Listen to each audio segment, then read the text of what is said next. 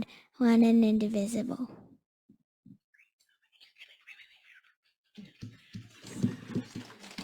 You're awesome. Yes, let Ms. Kraft grab her phone.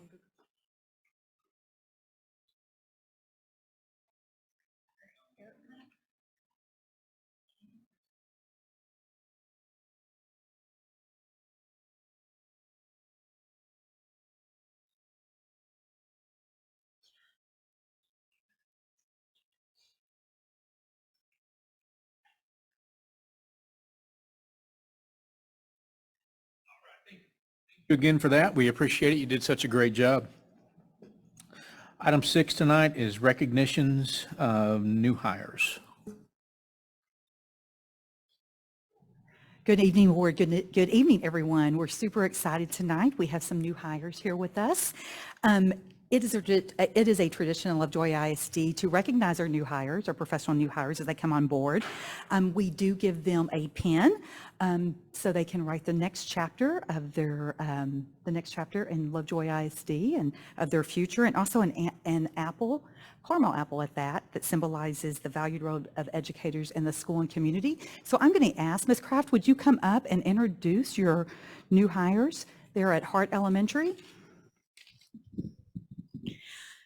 Good evening, I'm back. And so it is a great honor that I introduce 3 of our new hires. So first up, we have Miss Tara Lappa. Come on up here. She is a 3rd grade math and science teacher on our campus. She comes to us from Connecticut with 13 years of experience in 3rd grade. She has 2 amazing children who are in our district. Jackson, who's a 1st grader, and Olivia, who's a 5th grader. So here's a really interesting fact. So she actually listens to you all for about a year and a half as she was shopping districts. And so like when we were talking to her, she was like telling us all this stuff. And so I was like, wow, yeah, that's amazing. So they chose to be here. And so they just recently moved into our district. And her stuff, like she started school without anything in her house. So she is amazing. So she's just had such grace. So we're so glad to have her. Tara, come on.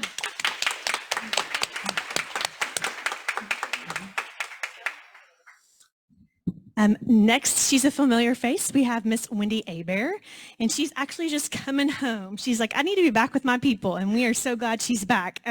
She was with our district for 13 years at Lovejoy Elementary, and then she most recently worked in Allen ISD. She's Kodai trained. She has 2 children, Madeline and Rip, who are 7th graders at Willow Springs. Miss Wendy Abear.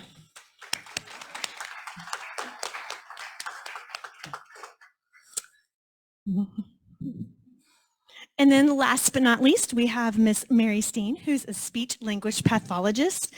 She actually worked for us last year as contract, and we are so impressed with her. We asked her to come and just join our team and hire her full time. She has 22 years in the medical and school setting of experience. She has 3 boys. John, who is at the Culinary Institute of America in New York. William, who's at the Air Force Academy, and then her youngest, Michael, is a junior at Plano East Senior High. So please welcome Miss Mary Steen. And then we do have 2 teachers who weren't able to here tonight. First, we have Whitney Hicks, who's our MTSS coordinator. She actually had car trouble, and so in my jumping off skills did not work today. So she is getting her car fixed. And then Marcella Morris, who's a special education teacher in our district. So thank you.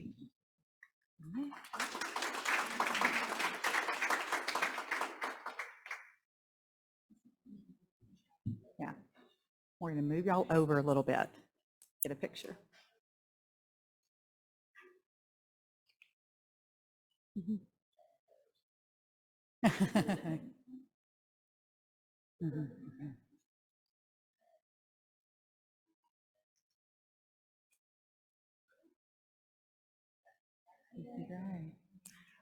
We also have one more introduction. Ms. Claunch is going to introduce one more person, another new hire. So if you would go right ahead, Ms. Claunch.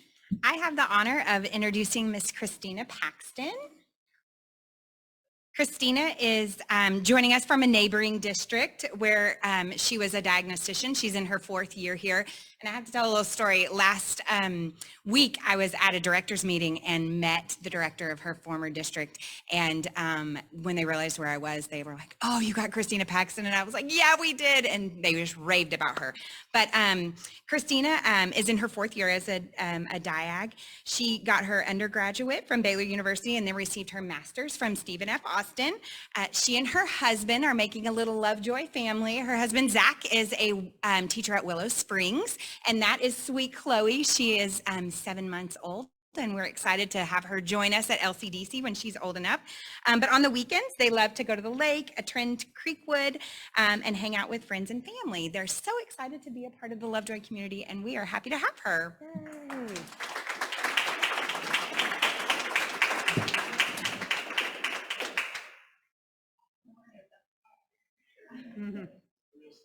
Yay.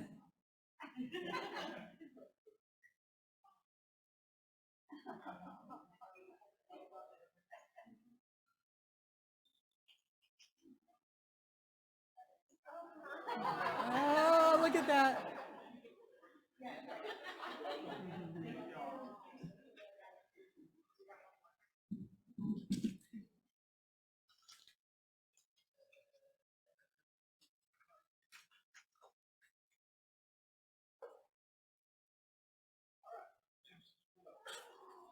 Student recognitions. Mr. Parker. Yeah, it's with great pleasure. We get to kick off one of our first board meetings of the school year, recognizing students. And these guys get to do something that we all wish we could do, is go to school and fish. And so we have a couple, we get to recognize a couple of guys that have competed at a really high level for our fishing program. We have their sponsor, Marissa Davis, here, and of course, Dr. Zambezi, the principal. So I'm going to turn it over to Dr. Zambezi. Awesome. So thank you so much for having us tonight. What I'm going to do is introduce our staff sponsor, Marissa Davis, and she's going to read a little bit about the team. So I'm going to hand it off to her. Hi, I'm Marissa Davis, the registrar at the high school and the proud sponsor of the fishing team. Just a little bit about our team. Lovejoy competes in the Texas High School Bass Association. THSBA has 9 divisions and Lovejoy competes in the North Division, which is one of the largest with approximately 215 teams. This past year, Lovejoy had 15 teams made up of 2 anglers and an adult captain. In order to qualify for state, teams must qualify at regionals. And in order to fish at regionals, sorry, I don't know if you can hear me. You have to qualify based on your season performance in your division. Lovejoy sent 4 teams to regionals and 2 to state. This year at the state competition, they caught over 1,700 fish for a total weight of 3,544 pounds. I'm immensely proud of them and their success, and I know if they apply their effort and persistence to life after Lovejoy, they will go very far.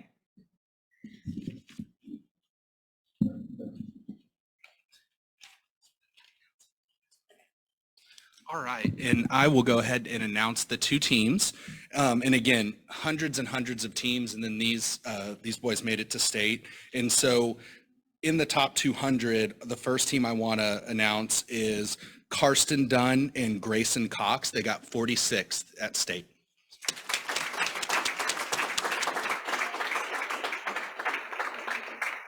In this next team, you'd think out of 200 teams at state that if you only fished one day, you'd probably get like 200. But in just fishing one day, Cade Stubbs and Carson Brownlow got 178th place. And so congratulations.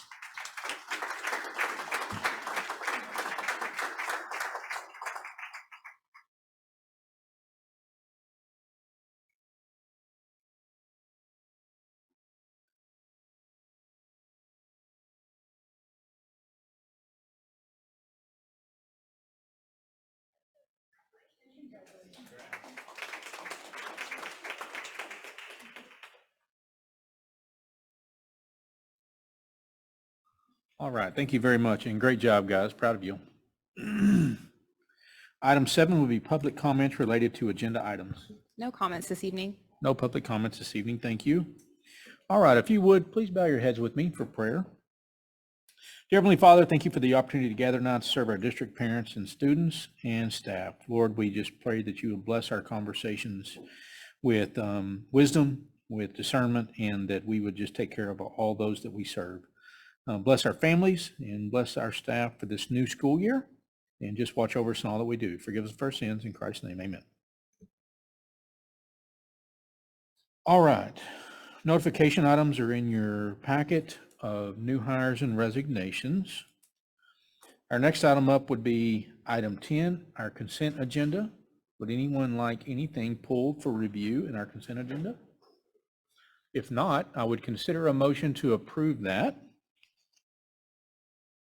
Motion to approve the consent agenda. So move, Mark Wheelis. Second. Second, Amy Smith. All in favor? Aye. Opposed? Thank you. All right, item 11 is our celebration of learning. Dr. Tinsley. Good evening. Thank you. I'm going to ask Mrs. Mary Mullen to come up to the, excuse me, I'm stepping ahead here. Dr. Diana Salak and John Korb, if they'll both come up to the podium over here, they're going to help co-present. So as you are aware, this started back last year when we were actually a little over a year ago looking at our devices that our students had access to and our staff had access to. So we are in the implementation stage with one-to-one devices, student devices for our 5th grade through 12th grade students. We had a lot of parent communication, staff communication going out before we left for the summer and also as we return for the school year. So we wanted to go a little bit more in depth today about how that rollout, where we are with the rollout, also respond to the expectations we have for students, and then also some of the security measures that we have in place regarding the devices and what students have access to. So there are some pictures here you can see. This was over at, I believe it's Sloan Willow last week as students were gathering their new Chromebooks, and wanted to share the why we elected to have a one-to-one student device.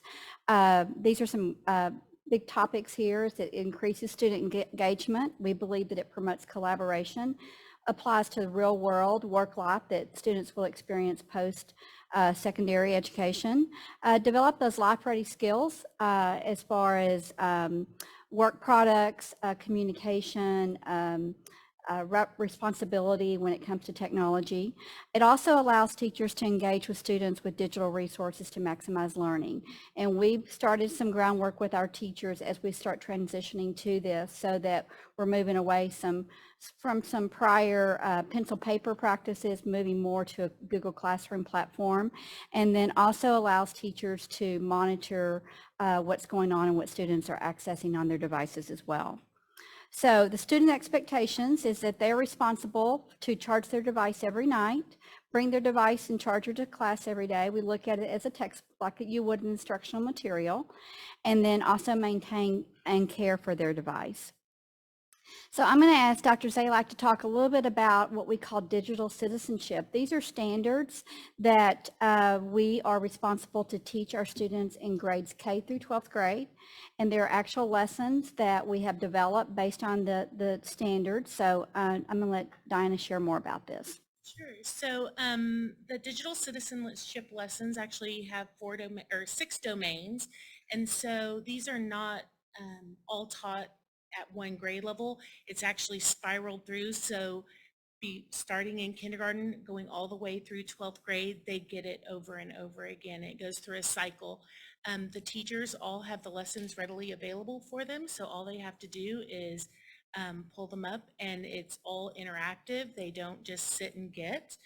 It's all very applicable to now.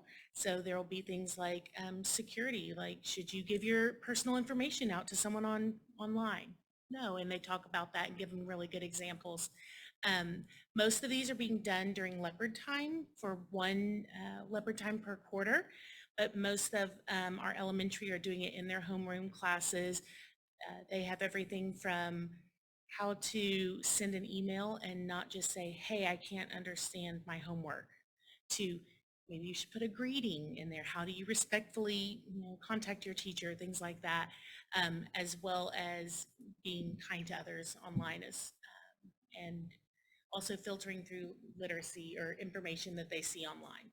So what is true, fake news? All that stuff. So when we rolled this out last week, there was a training video. I don't know if any of your children shared with you, but we wanted to share the training video with you tonight so that you have a glimpse on what we're expecting our students to do when it comes to technology.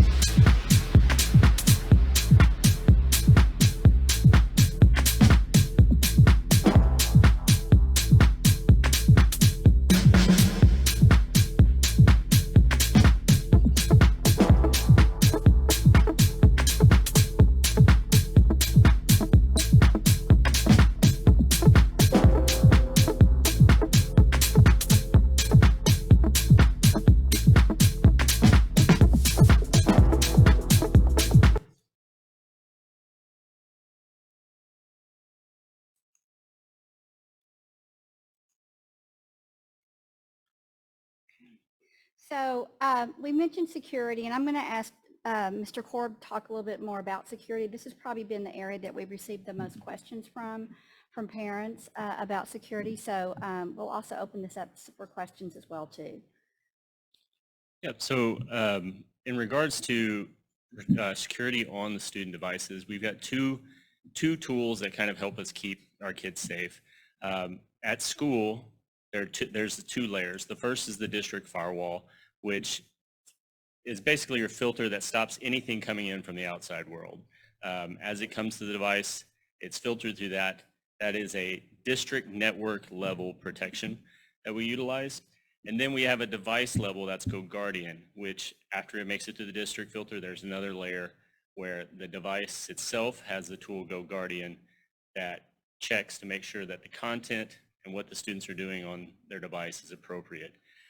This monitors things as well like the Gmail application as they're communicating back and forth. If they're in Google Drive and they're typing on a document, it'll even note that if there's something that's maybe they're using a shared document to communicate. Those types of things will be monitored by this GoGuardian application. So very robust tool, and we're excited about that. The nice piece then with that device-based protection is when the device leaves the school. When it leaves the protection of our firewall and our network, it is protected at home. So when you get on your parents' network, when you go on your network at home, when you go over to open Wi-Fi at Starbucks, the device has that GoGuardian protection on it as well. So a student can't circumvent and perhaps get into something that they shouldn't be seeing or look at something that they shouldn't be seeing when they're on a separate network. So that additional piece that we love about GoGuardian is parents now have access and management. So at home, a parent can download the GoGuardian application and control what their student accesses, when their student accesses it.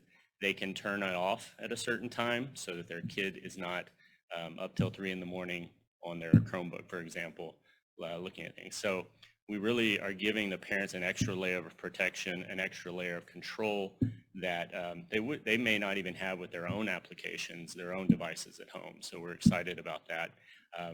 I'd have to say when my kids were growing up, this would have been a nice piece to have as we were introducing devices into the household. So.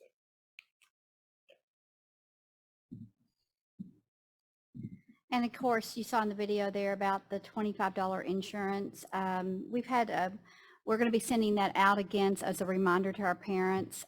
We've had some response to that, but we just want to make sure that everyone's aware that that's an option. And just want to give a big shout out to our technology team. They worked all summer and rolled out not just, they were inventorying, they bringing in new devices, and then we're dispersing those as our staff were returning, and then also our students. So it just took a lot of hours and a lot of preparation, and they have gone over and beyond. And you can see some happy faces here too with some of our kiddos. They were excited about getting these, especially some of our younger kiddos, I think. But we feel like it's been a success thus far. We're going to come back and give you guys an update after we've had some time to put them to use and get some feedback from our staff and our students as well too. So any questions? Thank you, guys.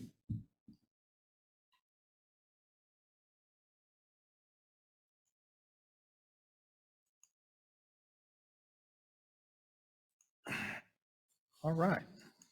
That's it for that one? All right.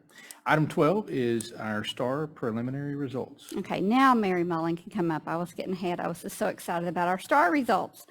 As you're aware, we received results last week, and it was also, our teachers received them, and also parents could access those through our Power School and to see how our kids were doing. It's a little different this year with our results than what it has been in the past year, and we're going to talk about that tonight as to why we're being a little cautious with the information at this point, just because there's been some changes with the testing that occurred, and also because the timeline on the accountability manual and reporting rating has not been released yet by the state. So just to highlight some of the redesign that we had with the STAR test for this year, this was all online testing, which was a change for our students. So the testing and the accommodations were all online. There were some new question types included in the STAR test. Also, cross-curricular passages were included that in the past have not been there, but probably one of the biggest changes was the evidence-based writing. And based on state results and what we've seen, the evidence-based writing was quite a change for a lot of our students. And you'll see that particularly with our younger students as we go deeper into the results. The impact of the STAR redesign, we felt like the accommodations that it provided for our students was very robust. We also felt like it improved testing operations and allowed for some new question types that we had not had in the past. There were non-multiple choice question types were more like questions teachers might ask in class. Allowing more ways for students to demonstrate understanding. And then, as I mentioned, the cross-curricular passages with the evidence-based writing, which was a shift from that standalone prompt that we normally have that we've had in the past on our tests. So we have some data here for you for each grade level and each content area. We're going to go ahead and show you comparisons to 22, 23. However, we want to be very cautious on what we're sharing because of the redesign and rescaling of the scores. So we're just not quite sure. It's kind of comparing apples to oranges, really. So, but we wanted you to have some data here with that. So I hand it over to Mary. Thank you, Dr. Tinsley. Good evening, board, community members, and staff members. The next few slides, when you see the slide title at the top, I want you to think assessment. So when you see STAR Grade 3, think STAR Grade 3 assessment, okay? That's going to make a difference as we get up in the grades, especially in math, because we do have accelerated content there. So this first screen shows district results because we do have 2 elementaries. We do have a combined score here. In 3rd grade, they take the reading and the math assessment, just 2 assessments. You'll see we provided percentages for approach, meets, and masters, and we have aligned it with the scores from 2022. And again, like Dr. Tinsley said, we want to provide some information from last year, but it's really different scaling, so it's really hard to say it's an exact comparison as in previous years because of all the changes and the changes to the scaling. Here it's broken out by the elementaries.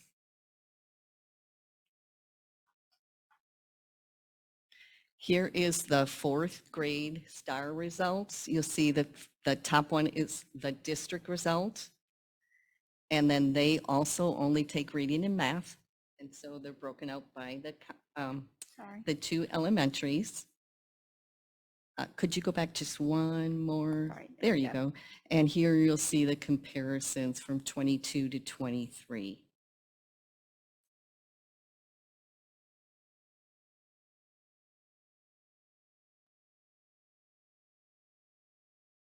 So the grade 5 STAR, we've added 1 content area, and that is science. We do have the comparisons on this slide here.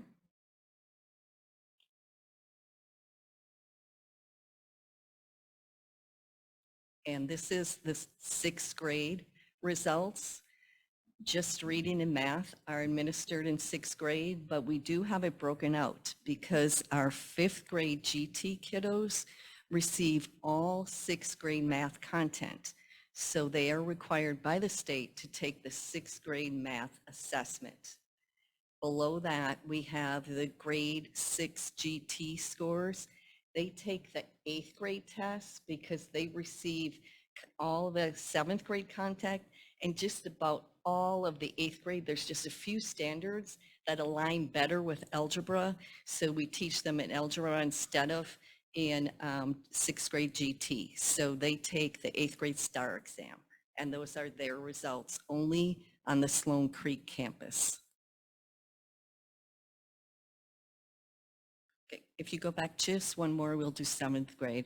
7th grade, you're going to see a bigger difference, and there's a huge reason for this. Again, there's only 2 tests here, reading and then the math. This is the 7th grade STAR exam. And if you'll notice on the bottom where the asterisks are, we have it noted. In 2022, 300 students took the 7th grade STAR exam. That included all 7th grade students because this is the first year, or excuse me, last year was the first year that we had a pathway that included 7th grade only content, and then another one that included 7th and 8th grade. So because the 7th grade only, what we're calling on level, only got 7th grade content, they took the 7th grade STAR, okay? So in 23, we only had 39 students testing and taking the 7th grade math test. So we have like 2 different pathways going on starting in 7th grade. Okay. And then at the 8th grade, could you go back just one up? I think we can probably skip ahead. I'm sorry. Yeah, go ahead. That one? Here's the district results for grade 8 math. We had another asterisk. There's asterisks again at the bottom here. You'll see that in 22, we had 164 students take the 8th grade STAR exam. Those students were our GT 8th grade students. Now that might not make sense but they're taking geometry in 8th grade, the GT 8th grade graders, okay? They have never taken 8th grade STAR before. They skip over it and go right from the 7th grade to Algebra 1. So they have to take a test, and so we give them the 8th grade STAR, and that's what most districts do in the area. And so we had only in 22, we only had the on-level 8th grade students and the students from GT, 8th grade GT, take that test. But then look at the number, how it jumps in 23. In 23, that 483 students, that number is made up of, and I have to check my notes so I don't forget any group, because this group is really, really large.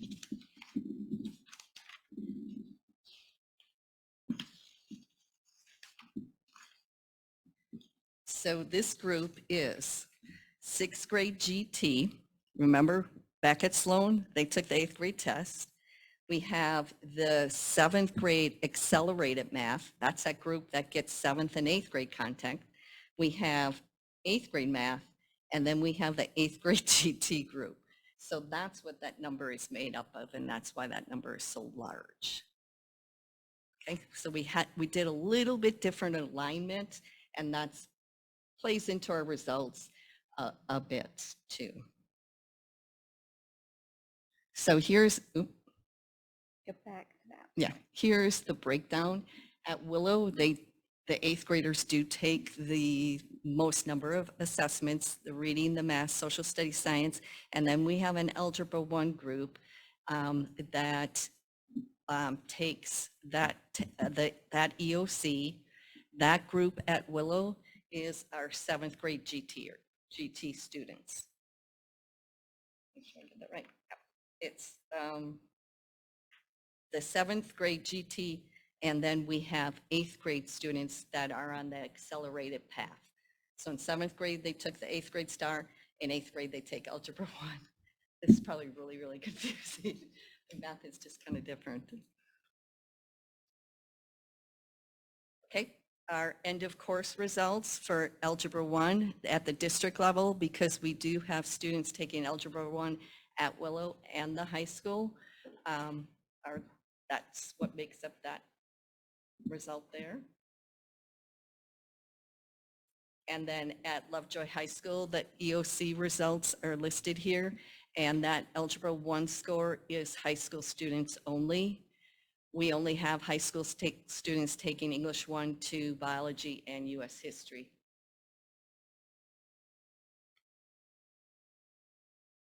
Okay, as Dr. Tinsley said previously, we finally got back all of our scores. We did receive our EOC scores back in May, and that is required because we do retest in June, so we do get those a little earlier. The 3.8 scores were finally available now in August. We aren't expecting that accountability manual to be released until late September, and that's why we're saying these are still preliminary, because until the manual comes out, it's not final. So it won't be until the end of September that they're final results. And the manual, we're scheduled to receive that early, mid-September, layout, Yes. yeah. The manual So should we're- be out second week How in they're going to September. calculate it, yes. Mhm. So what are we doing about these results that we got in? Our focus areas for this year are these three that we have listed here. The first one is we've established professional learning communities. And what these are really campus and teacher teams working together as educators to improve their craft. And it's a continuous learning cycle for teachers in order to provide what students need just in time. So they get together, they analyze the data, and they work on what are the best instructional strategies to move our students. The second one is provide a guaranteed and viable curriculum. And to do this, we have been working on identifying what is the priority in every course or content area, what's essential for students to know to be successful in the next grade level, because we have lots of standards and little time. So what is the most important thing?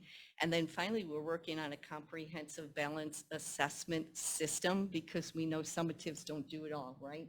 They have to work alongside with formative assessments, with interim, with unit assessments, with weekly assessments, with those quick checks. Anything that we're doing, we have to see the student's performance as a whole, a big picture. We recently, the district purchased a data dashboard from Branching Minds.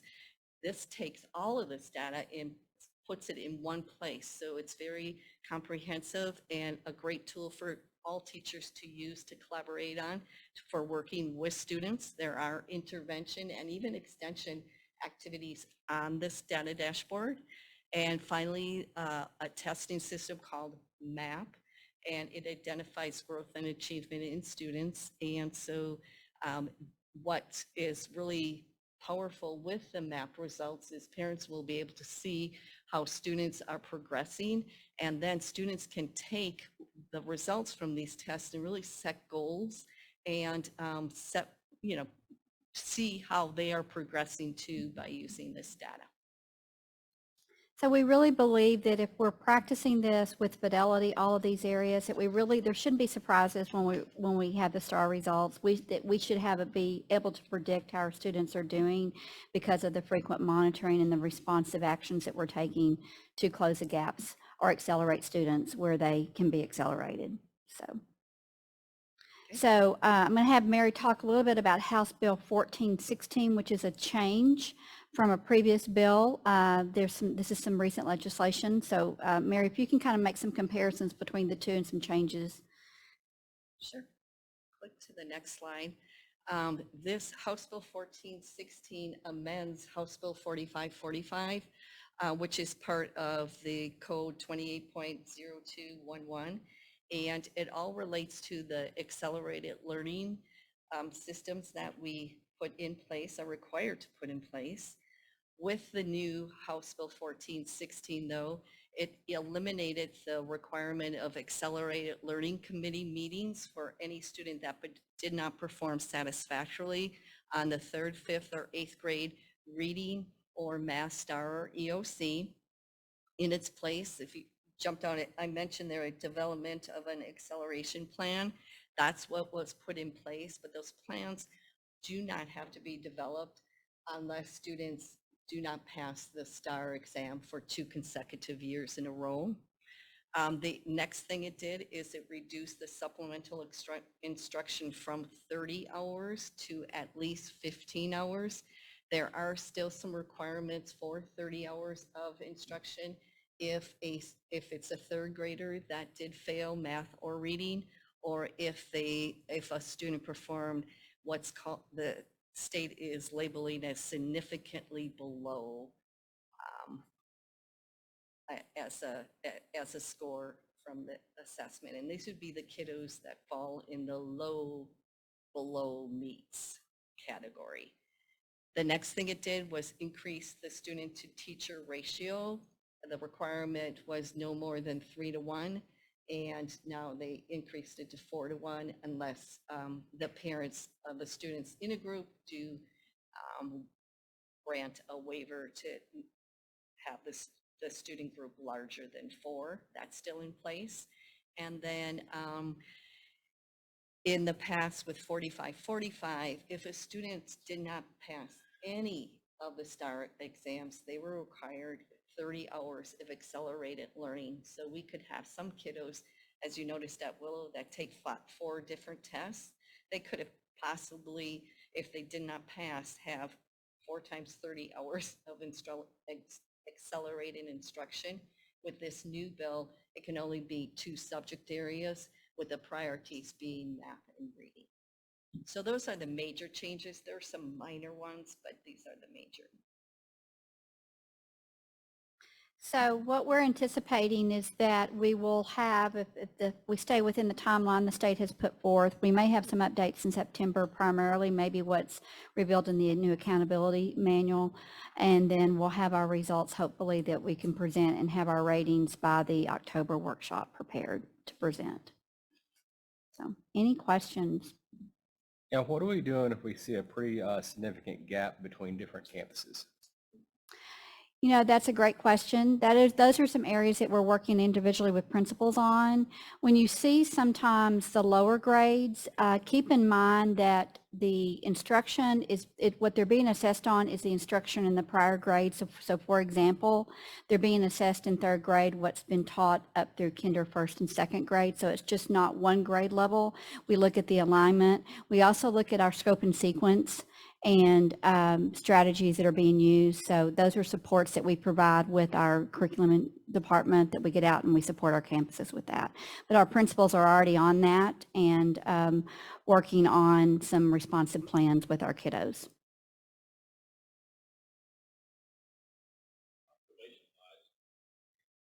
It appears that, just observation-wise, 80% of the categories we moved up, and the others we kind of stay the same or maybe 1 point down.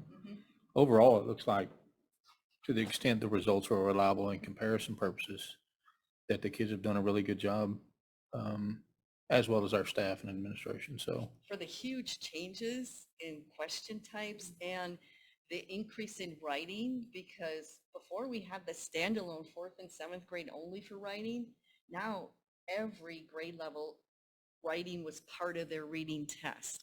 And for a 3rd grader, for the first time to have to write on a computer, you know, the whole thing, that's a huge, huge deal. And, you know, there were some time constrictions. So, yeah. pretty impressive. Thank you. Thank you. All right. Thank you for the presentation. Item 13 tonight is our legislative subcommittee update.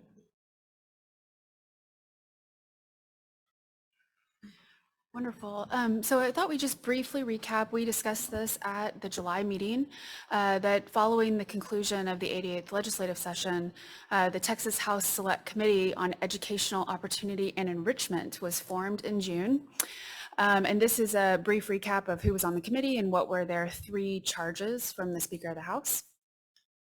The next slide. They did meet in July. They did discuss a variety of topics, and they heard more than 17 hours of invited testimony. So the update that we have for you today on the next slide is that they did release a report. And so Mr. Bobo is going to give us some summary. As she mentioned, the main new item is the delivery of this report from the House Select Committee on Educational Opportunity and Enrichment. I'm not going to go over the entire report. There were a ton of recommendations, but I did want to call out a few things on that report. First, I'll start with some things I feel are probably good recommendations that this report has. The report recommends increasing the basic allotment. That's always a good thing. They also call out a number that says they would need to adjust it up 14%, accounting for inflation, in order to maintain parity from 2019 HB 3 bill that came out in that year. For us, I think this works out to about $900 a student per student. And the report notes that right now, where funding is our per student funding in the state is 43rd in the nation. Now, I, for one, am not interested in a race to the bottom. I'd like to see a little more improvement in that area. Instead, I like to see us at the top so we can know that we're really supporting our students in public education. I also believe that increasing the basic allotment is good for the local community because it allows the locally elected school board, along with the administration, to determine best how to allocate these funds to address our student needs.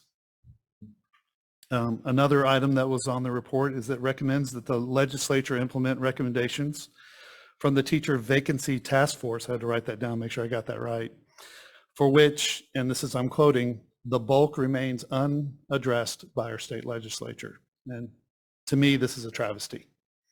Really should have done more during the session.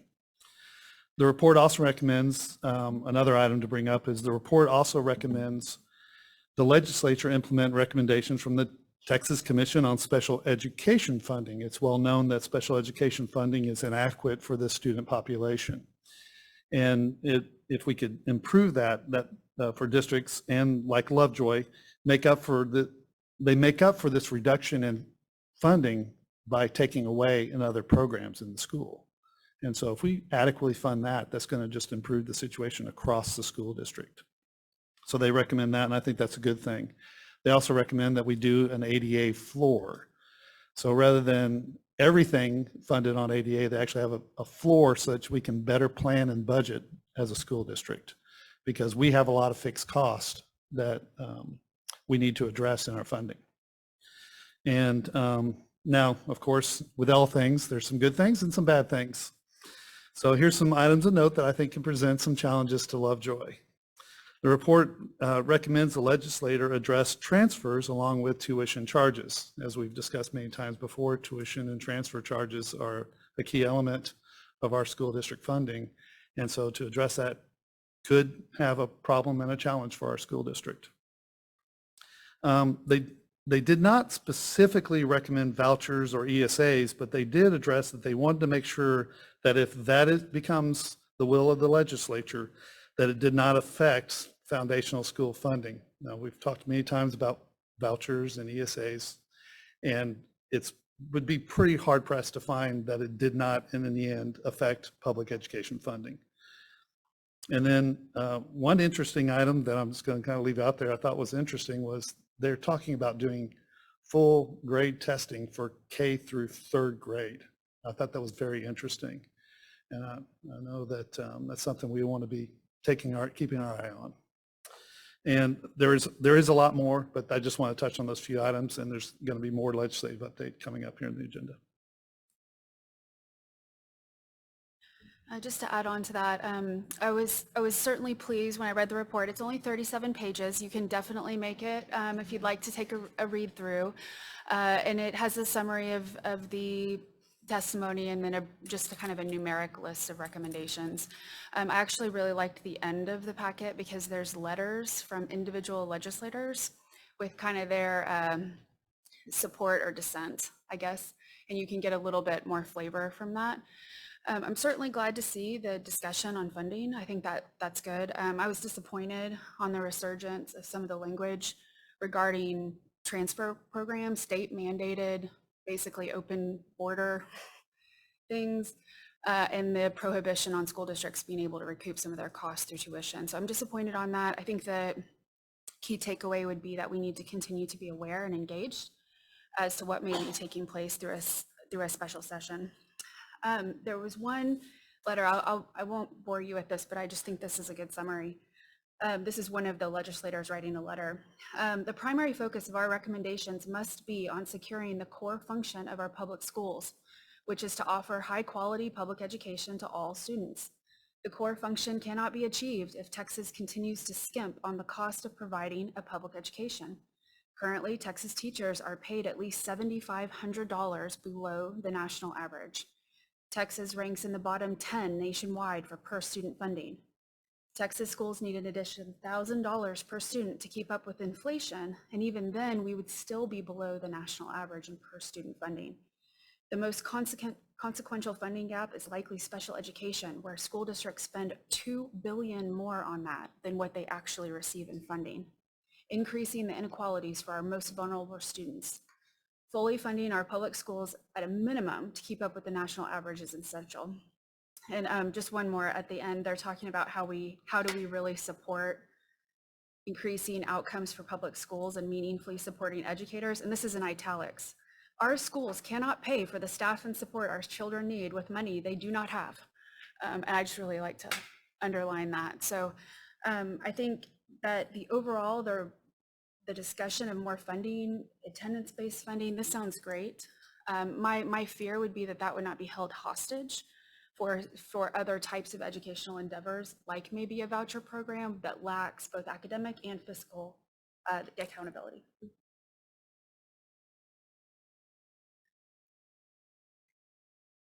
Questions for them before we move on? All right, we'll roll into the cabinet update on the 88 legislative session. Ms. Taylor. Yes, good evening. So this evening we have just a quick presentation for y'all. I say quick because it's not too quick if you read all of it.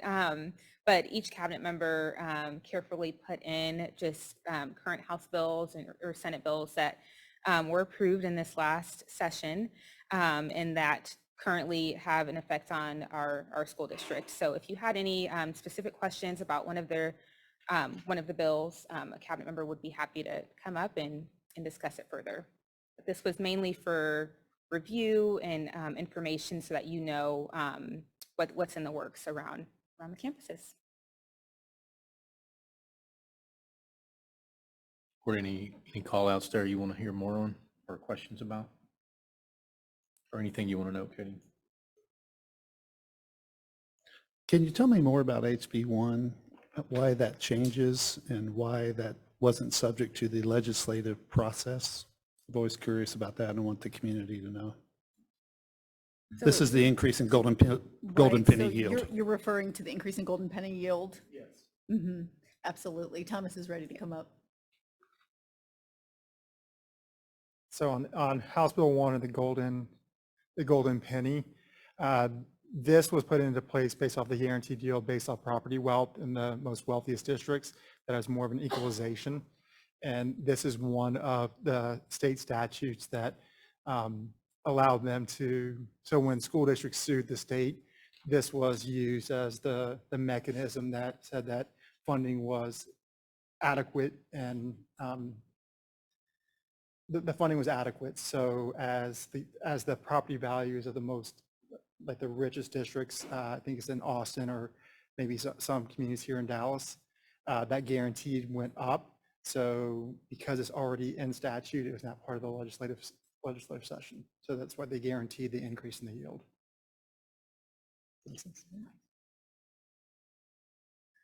Katie, can you speak to the process of TEA providing clarification and guidance on some of these there's bills that have been passed and laws that are in statute, but we still don't have clear understanding of how all of it's going to play out. That is absolutely correct. So TEA on some of these bills will go through a process of putting some regulations in place, clarification in place, guidance. So we draw some of our guidance from them on that. And then also we lean on our legal counsel interpretation, and we'll get briefings not only from our legal counsel, but from legal counsel throughout the state. We'll put things out. And then sometimes things have to be tested, right? So sometimes we get our guidance from, there'll be new legislation, and it'll move into something in the courts, and we'll watch that closely as well. To see how that is playing out and how we need to work in alignment with the intention of that legislation. So it is an ongoing process, and as Ms. Taylor stated, you can expect throughout cabinet updates, and as we come to you with information on different topics, we'll weave in some of the relevant impact to our district. Is there any one of these that we should call out or highlight that impacts us from a funding perspective, an unfunded mandate perspective? I think one of them to keep in mind that comes to mind right away, and I may need Kyle to step in and talk to this a little bit, but it has to do with the requirement of having armed security on campuses. I've seen some maybe inaccurate or misleading information put out about that. There's information out there that that's funded. But the part that has not been shared is that is only funded at $15,000 per position per campus. It is by far from fully funded, and in order to meet that requirement, it is an unfunded mandate that has put an additional burden on school systems. We are very fortunate that we already had our school marshal program in place with an armed school marshal who is highly trained on each campus, and we actually had 6 positions in place last school year, and you, as a part of the budgeting process, approved a 7th position that we are currently in the process of hiring and hope to bring that recommendation to you in September. Just to point something out real quick, the school safety allotment is $10 per student, and we have a little over 4,000 students, so that's $40,000.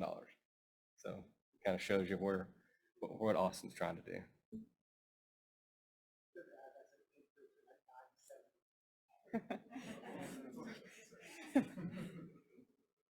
Can you give us the calculation on that increase?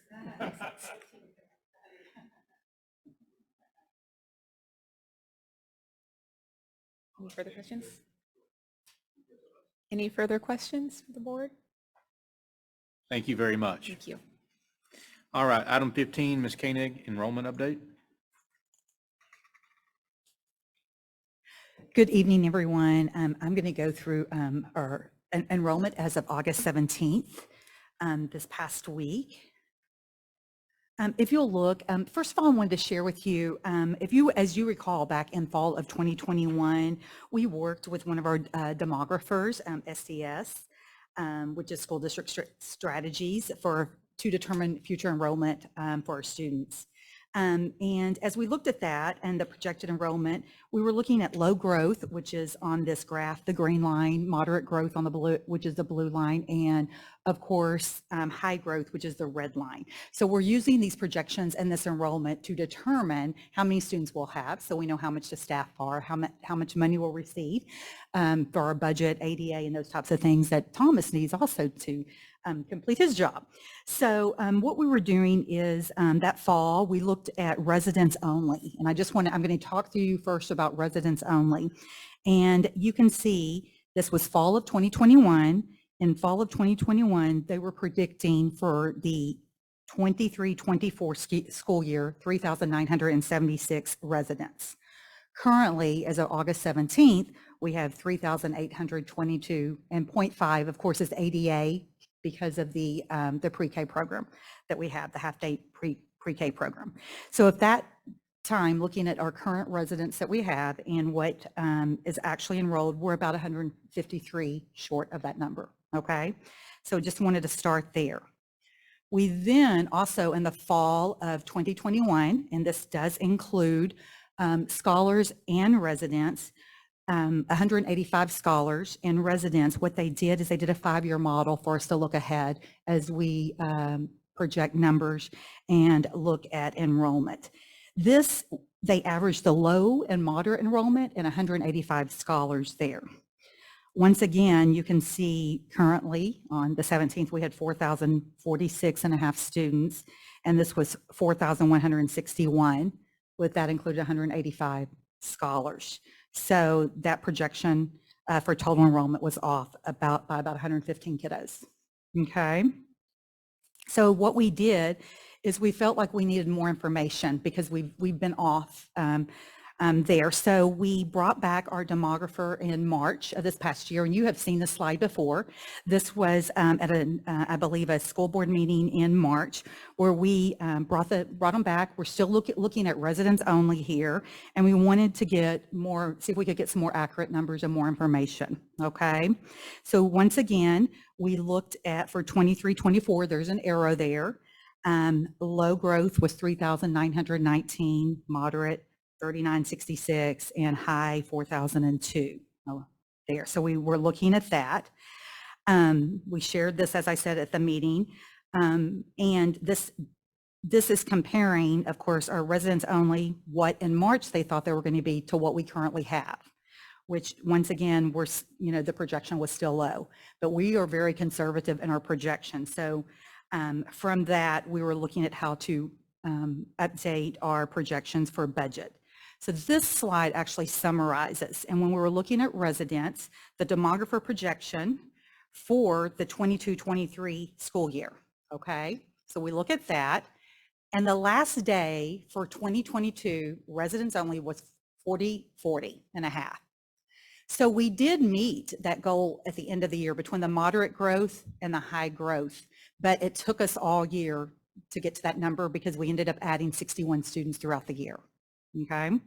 Which that's a very important as we budget because we don't have that money, that ADA at the beginning of the year, we get it throughout the end of the year. So we want to keep that in mind when we're talking about enrollment. And then this compares, of course, our March 2023 residents only. And so this was what was projected this past March, which if you look at our low growth was at 3939. And of course, that was below what we currently are, 3,822. Also, we looked at where we were last year. I know, I believe, Mr. Willis, you had a question about that. So we haven't been in school long enough to share a lot of information with you, but where we were last year. So August 16th, 2022, the first day of school, we started school at 4180. We had 4,185 and a half students for ADA. We ended on the fifth day, we added about 50 students, 4,200. Okay. Then this year we started August 10th, the first day, we had 3,989. We added actually 27 students in 5 days, 4,016.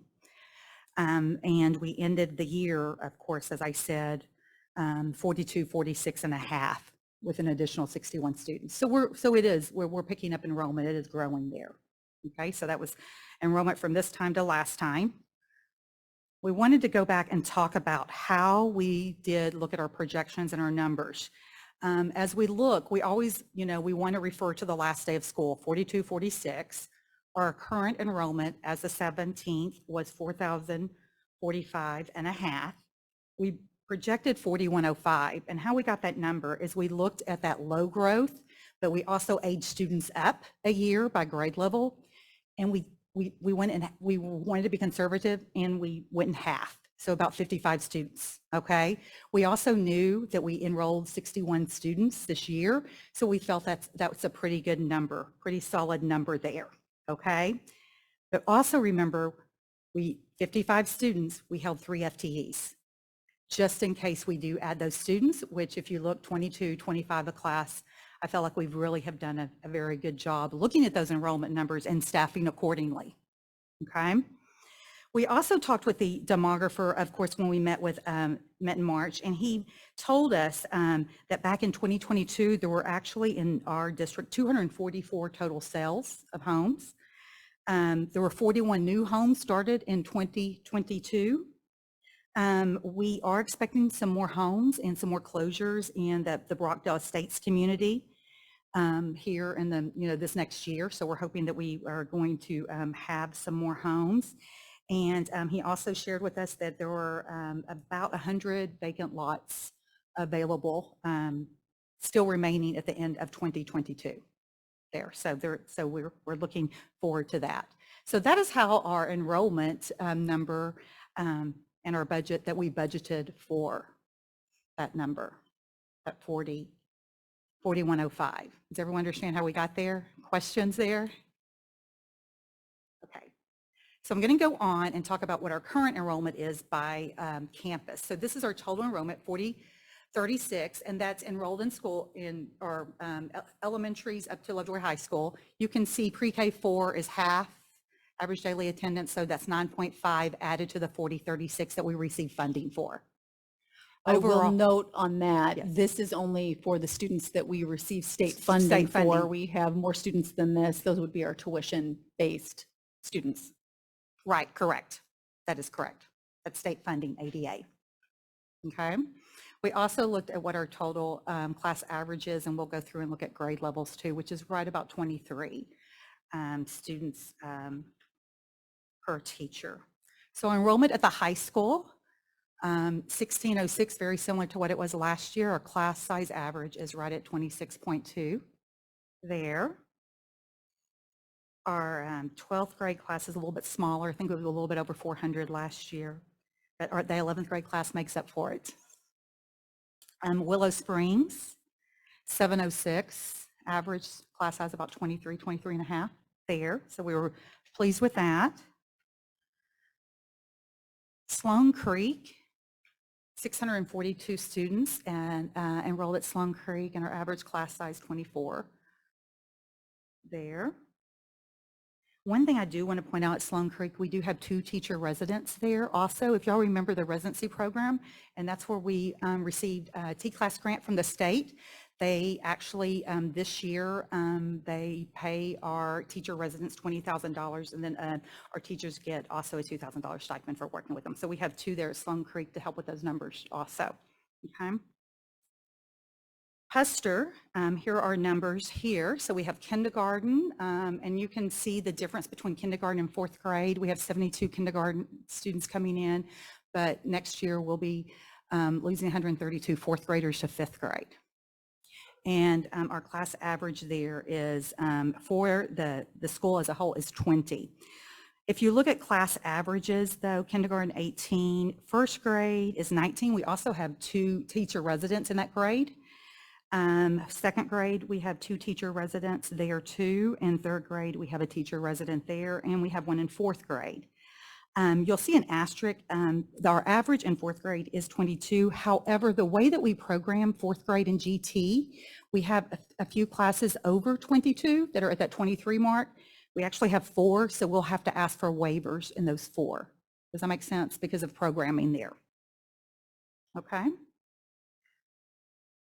At Hart Elementary, we have, once again, we're, kindergarten, we have 85 students coming in, and at the end of the year, 126 will move up to 5th grade. Averages, once again, averages 21, 22. 1st grade is 23.6. However, we have 2 residents in that grade level too to help with the classroom that are serving along with the classroom teachers. 2nd grade, we have a resident there, so 18, 19 kiddos in a class. 3rd grade, 19, 4th grade, 21 there. So our average here is about 20, 21 in a class at Hart. We'll be asking for 5 waivers in 1st grade. Also, the great thing is some of our teacher residents are graduating in December, so we can continue monitoring them. They've been with our kiddos this year. Remember, we started one group in January that graduate in December because they're with us for a full year. We started another group in September, and they'll be graduating next May, so they'll be with us too. Okay. So with that being said, I am going to ask for waivers this year, which is a class size exemption waiver. So you remember that we asked for that if we go over the 22-to-1 ratio in pre-K through 4th grade. So currently we would ask for 9. Last year we asked for a total of 15. These actually are not due until, our class size waivers are not due until November 1st this year due to the accountability ratings not out. Usually they're due the 1st of October, but this year it's a little bit later. And there are some things that we consider like unanticipated enrollment growth, lack of facilities, lack of teachers, or financial hardships are some of the reasons we may use to ask for those waivers. So we would actually, we would ask for 9 this year. Okay. We also, though, we want to be careful. So if we need to add another section, we would. We're going to look at the resident support, the student teacher resident support. Do we have a student teacher in there to support? Also remember, we do have some student teachers that aren't considered residents because we are a sought after district. And so we've already had interest level for January. They've already reached out and said, how many can you take? And so we're going to be looking at that. We would look at student needs, and that included if there was any learning loss, student performance, all those types of things. If we needed to add another section, we'd look at disruption to student schedules. I mean, are we going to have to move kids from one class to another? Can we do a push-in program? We'd look at those types of things. We'd talk to our administrators. Do they feel like we need more support and more personnel in those grade levels? Also, do we have a highly qualified candidate? Sometimes we'll interview, and our principals will come to us and they'll say, we don't have a highly qualified candidate that we would consider at this time. So we talk about that, and is it feasible economically? So we'd look at those types of things too there. Okay, and I wanted to bring up, I have put on here the resolution. So here. To share with you. Oh, nope, not that one.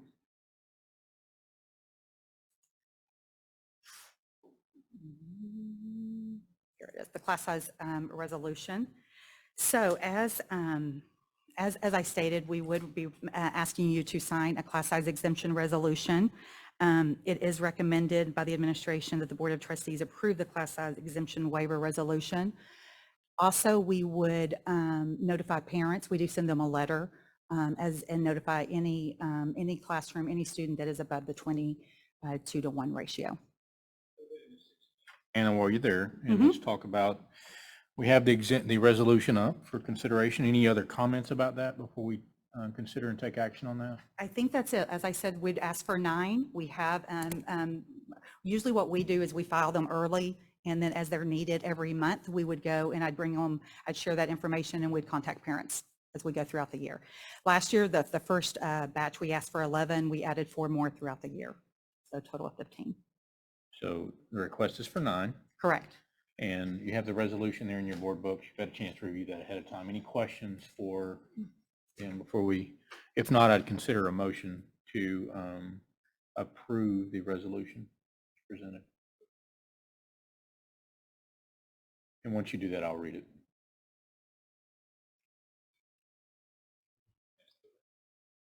Motion.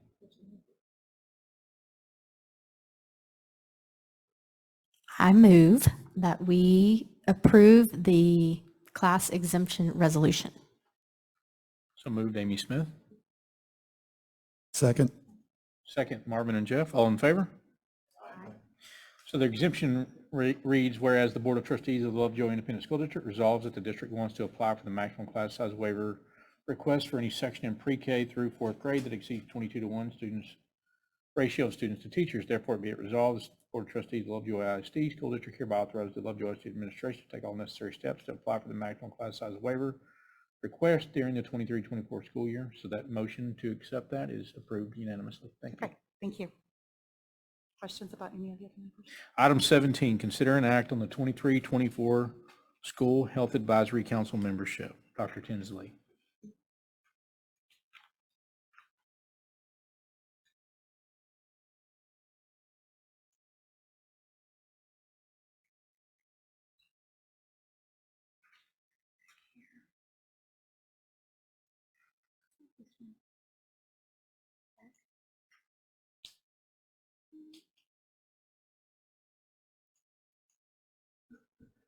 Okay, I have 2 presentations tonight concerning the School Health Advisory Council.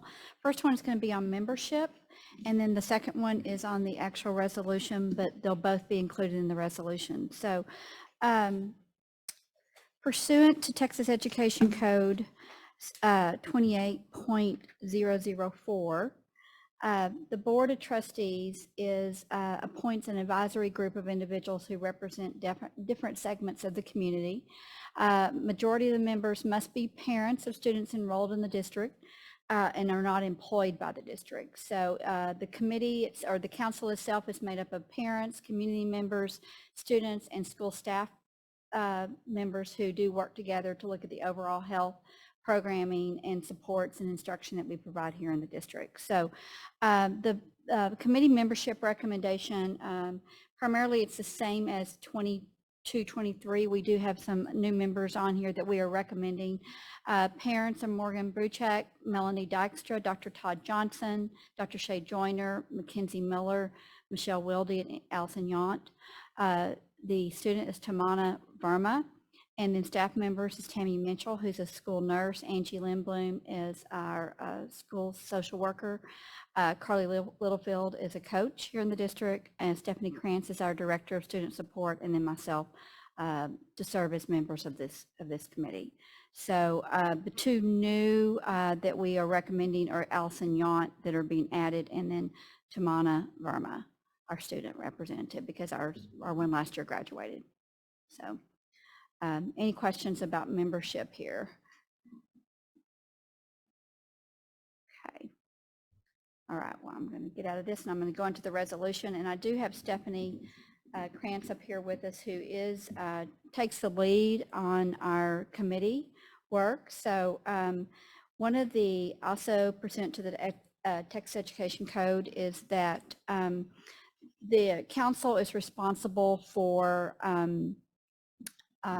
areas when it comes to healthy services for our students, the role in teaching healthy habits, and also what you probably heard a little bit more about is with our curriculum and our instructional resources. So I'm going to have Stephanie go into a little bit more of reminding you what we did last year as part of the work of the committee, and then what we are going to be moving forward to requesting approval of the resolution for this year. So last year, good evening, board, thank you. Last year, we had a very similar process that the state tasked us with around the curriculum materials that we use around human sexuality. And so the legislation passed is really tasking the School Health Advisory Council and the school board with a very similar resolution. And so what it says is that the board needs to pass a resolution to task the School Health Advisory Council with reviewing the curriculum materials and giving guidance to the board, making recommendations to the board on curriculum items pertaining to the prevention of child abuse, domestic violence, family violence, and sex trafficking. So it's being very specific about those topics. It also requires us to have 2 public meetings of the SHAC where these items are discussed. And then SHAC would make recommendations, and those recommendations have to come before the board, and the board has to vote on those recommendations exactly like we did with the topic of human sexuality. So we're going to be repeating this process, have 2 public meetings. The members of SHAC will look at these curriculum materials and bring forth recommendations to you on what the local community values they want represented in the materials we use, the grade levels we teach it in, who, how, all of those things. So those are kind of the robust discussion that happens in those meetings. So the resolution is just asking you to approve the members and then task them with this process. And we do have 5 meetings scheduled for the year for our SHAC committee, and they're laid out right there. So let me pull up the resolution.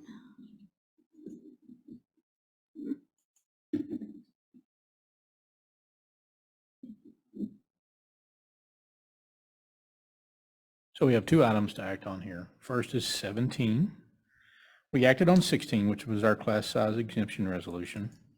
17, we're going to act on the advisory council membership. So scrolling back to that slide with the membership, the 2 new people, let's first act on that, and then we'll move to the resolution, okay?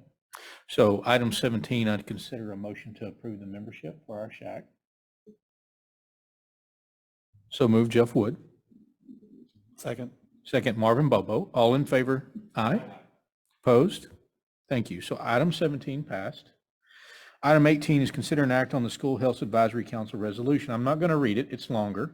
It's in your board book. And with that, I would open it to actions to accept or adopt the resolution by the board.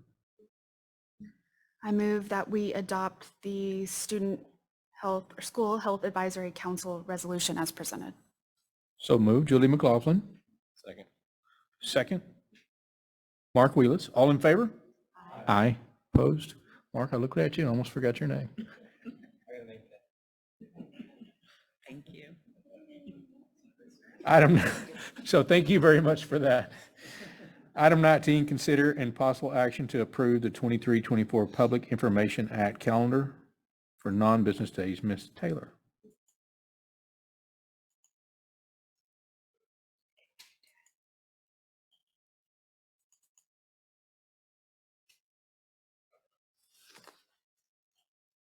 Okay. Good evening. So this evening, we're going to discuss a little bit about public information or the Public Information Act. Before we get into House Bill 3033, which is current legislation surrounding this, I do want to just address, so the public knows, what is a public information request. According to the Attorney General for the state of Texas, it can be in any form or fashion, email, address, sometimes even telephone call, to basically retrieve information from the school district. Now, of course, there's parameters around that regarding student information or employee information. However, for the most part, we do release that information. Of course, we're always in compliance with the Texas Government Code, and ours release around Chapter 552 of that code under TPIA. And as you know, the Board of Trustees has approved or appointed for myself, the coordinator for the superintendent and board services, as the district's public information officer. And I am the officer, but we still do rely heavily on each department to help facilitate and retrieve information. So it takes all of us to get the job done.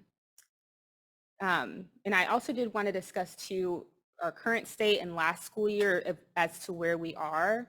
And partly the reason why this legislation is even occurring is because of the amounts that not only Lovejoy, but several other districts throughout the state are receiving, just an abundance of requests that eat up a lot of our time, mainly because most of the requests are very broad in and of itself.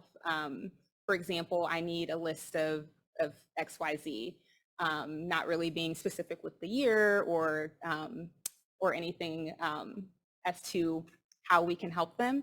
So it's a lot of back and forth and pulling teeth sometimes to get that information. So last year, 22-23, I received over 300 hours worth of requests, and I shorthanded that number purposely, but that's probably the lowest amount, which is very high, and based off current years, it does not even come close to that. So yes, it was a long year. And then some were charged for labor minutes. According to the Public Information Act from the Attorney General, we can charge for labor minutes, which we have been doing because it does take an extensive amount of time sometimes to compile the information and scan and print and pull it from multiple departments to gather it. And like I said, they funnel through each department, mainly human resources, C&I, and finance, also safety and security. Student services is usually left out because a lot of that student information is protected under FERPA. However, we do get several pertaining student information, and we funnel those appropriately. Current state, so we started, our 226 staff started mid-July, and we've already received well over 20 hours, and just as of today, that number has increased, even this evening, worth of requests. Some of them have already been charged, which goes into our district's general fund. Which is great that we're getting paid for the work that we're exceeding. And as stated before, the district will continue to comply with current legislation, legal and local policy. So now we get into House Bill 3033, which goes into effect September 1st, which is why it's on this month's agenda. So what is House Bill 3033? So before this bill was introduced, we, as a public information officer and as a body, have business days, which are defined as any day other than a weekend, or what Section 662 of our Texas Government Code defines as a national or state holiday. And that list is not very lengthy, but mainly it's when we're off, the district is closed. Now, with this bill, they are introducing what's called non-business days. So even though we are supposed to be 226, that has changed. I would consider us now maybe a 250. And that doesn't just go for me, it goes for all of us that work in administration, to basically facilitate and release the information sooner. Because we are allowed 10 business days to release that information, but they're basically saying now Christmas Eve, if you don't designate that as a non-business day, you need to be at your office working to produce that information if that falls on that 10th day. Of course, we try to get the information out as soon as possible, but some of them do take more time because they are lengthier. Some of them I get and they're about 5 pages long worth of information that they're wanting. So it does take a little bit longer. So we will use the time wisely. However, this new bill definitely puts a strain on administration as far as getting the information out even sooner than what we have already been provided to do. And as the Board of Trustees, you are required by law now to designate non-business days, and we get up to 10, and that can be found in your board book, your resolution of what we designated. And if those can be subject to change, however, would have to go back and get approved by you all. Any questions?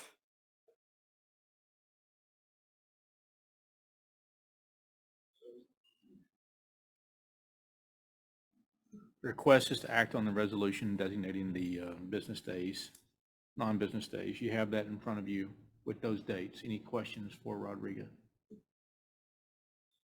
Summarize.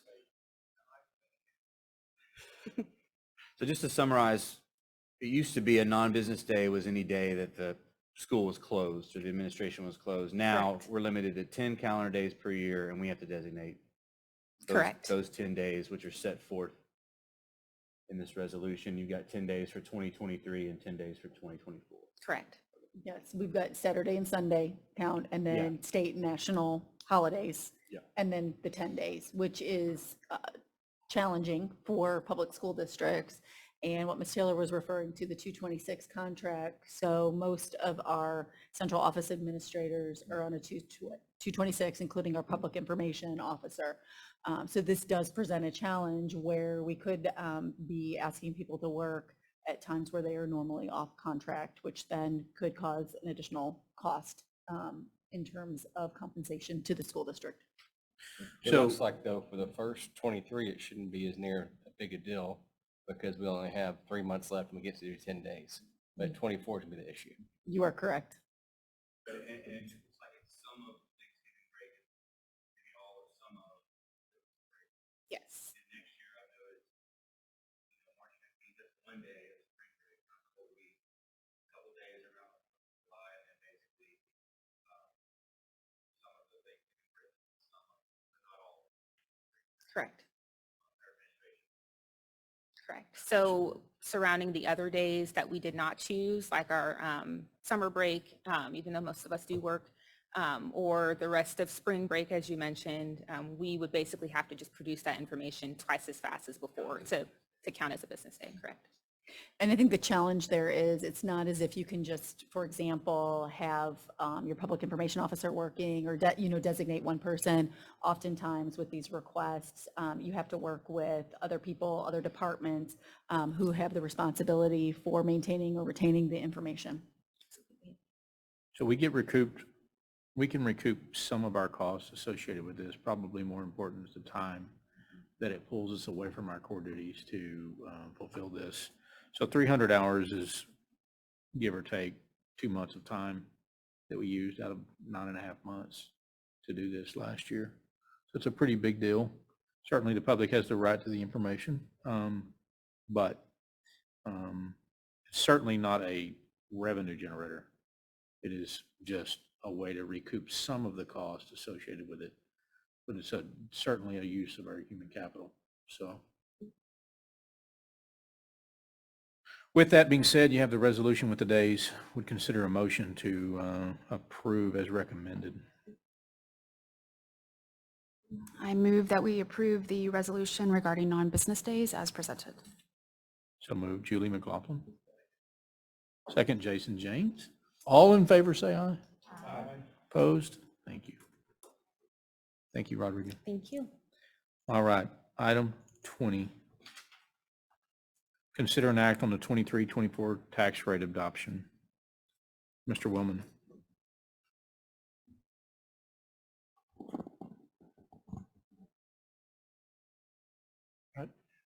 Good evening, President Owens, Board of Trustees, and Superintendent Cordell. Tonight, we'll be reviewing the updated tax rate that was released at the beginning of this month by TEA. And that is up for adoption. So before we get going, kind of want to go through some tax rate definitions that you may have come across when reviewing some of the support documents in your board book. So when we look at some of the different things, the proposed tax rate as one, what that is the tax rate that Lovejoy ISD considered during the finalization and the adoption of the 23-24 budget back in June. So this rate is pretty much the prior year rate. So this would have reflected the rate that we saw for the tax year 2022 for the 22-23 school year.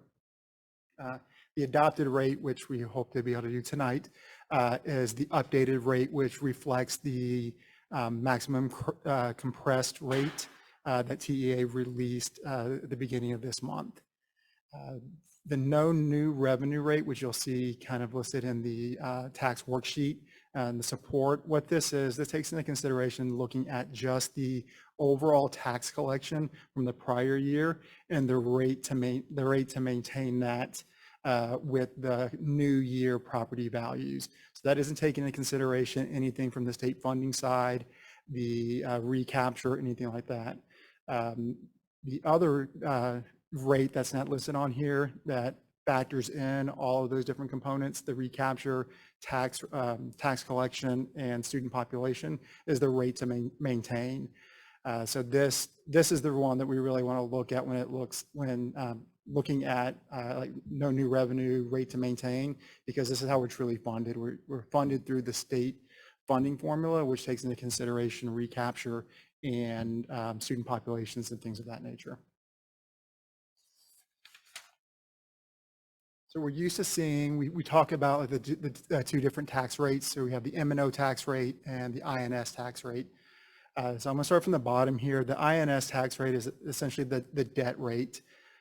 So what this is, it's the tax rate, which includes what is necessary to pay for our debt service. So that'll be our principal and interest in the current year. When we think about the maintenance and operations, it's pretty much broken down into two components. The first component is what the state releases, which is the maximum compressed rate, which is the MCR. Again, this is set by the state using a formula that looks at property value. So as property value is rising, they're going to compress the rate to kind of offset the rising property value. The second component, which is the enrichment tax rate, what this is excess tax effort to the MCR. So up to 17 cents, so equal to or less than 17 cents. This incorporates 8 golden pennies and 9 copper pennies. The 8 golden pennies is not subject to recapture, but the 9 copper pennies is subject not only to recapture, but also to compression. So as the guaranteed yield on the copper pennies increase, then the tax rate will be compressed due to that increase. The golden pennies, the first 5 golden pennies does not need voter approval. The remaining 3 and all 9 copper pennies do need to go out for voter approval. And currently Lovejoy ISD utilizes 1383 of the 17 cents of the enrichment pennies. Okay, so the overall process, like I mentioned in June, when we adopted our budget, we used a proposed tax rate, which was the 2022 tax rate for the school year 22-23. We followed all the legal process of doing the public hearing and adopting the budget during the June regular board meeting. Then during the month of July, at the end of July, Collin County finalizes its certified roll, and they certify their taxable property value for the tax year 2023. So then we take that certified value on August 1st, and we have to submit that to TEA. So we submitted that certified taxable property value to them, and then they released 5 days later on August 5th, the preliminary MCR for the tax year. The maximum compressed rate also includes Senate Bill 2 of the second special session, where it reduces the tax rate an additional 1070. So the floor for the maximum compressed rate is 6192. Lovejoy ISD went below the floor, so they pushed us up back to the floor based off our compressed rate. So in theory, we only saw Lovejoy ISD residents benefit only about 1002 rather than the 1070, the way they did the calculation. Not necessarily related to the tax process, but also part of Senate Bill 2 in November. They'll be going out for an election for voters to consider approval of Senate Bill 2 and increasing the homestead exemption from 40,000 to 100,000. Now, this won't impact our tax rate. The tax rate will remain the same, but this will reduce the overall taxable property value, which means less collection and potentially, and then obviously less recapture.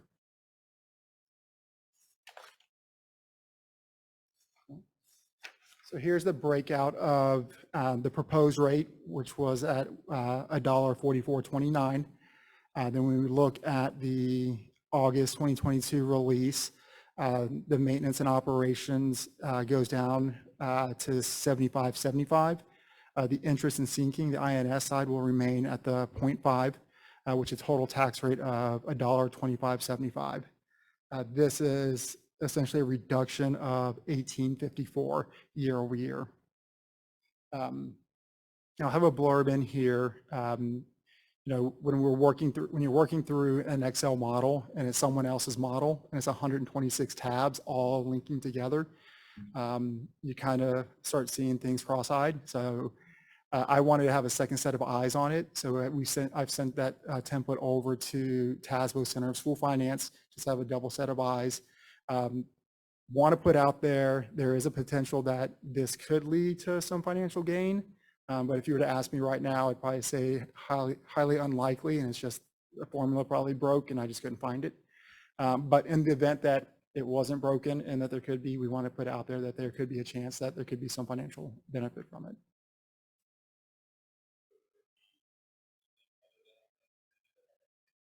They're highly unlikely a financial loss.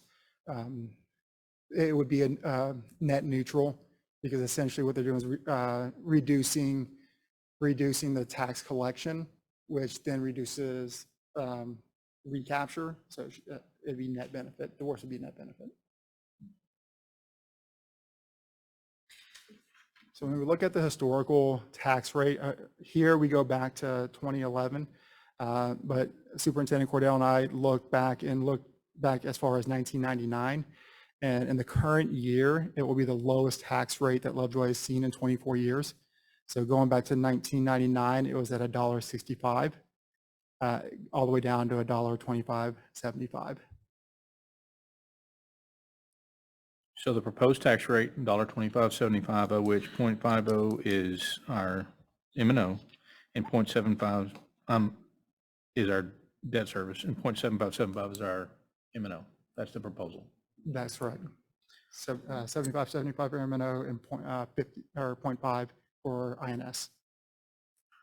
So So with that, I'd open for questions or a, So just to make sure I understand, so for those of us that opened that lovely tax bill in April or May, and we're taking a look at what that might look like for our families to make payment, if I'm understanding, there'll be two potential changes to that number. The first, pending an election in November, is that right now we're calculating a $40,000 exemption on those taxes. That has the potential to go up to $100,000, reducing our taxable value and therefore correct. reducing tax paid if that passes. And that second, that the tax rate from the prior year of 1.4429 will go down by 18.54 cents versus maybe the estimate that you received earlier in the spring. Does that make sense? So tax Yeah. bills going down, Tax bills going benefit to the family, but at the highest level, doesn't impact how we're funded as a school district. That is correct, yes. I would say emphasize the tax rate going down. Yep. Because we know what property values are doing. Thomas, we're not holding you to it, but if the Excel spreadsheet's not broken, what was the amount you sent to TASB? Yeah, I'm not comfortable with sharing that number because Art, I'm keep it a little leaning stink. more towards that it was probably broken. So I don't want to get any hopes up, but it calculated a gain, which is unusual. Caught me off guard, so I wanted to have a second opinion.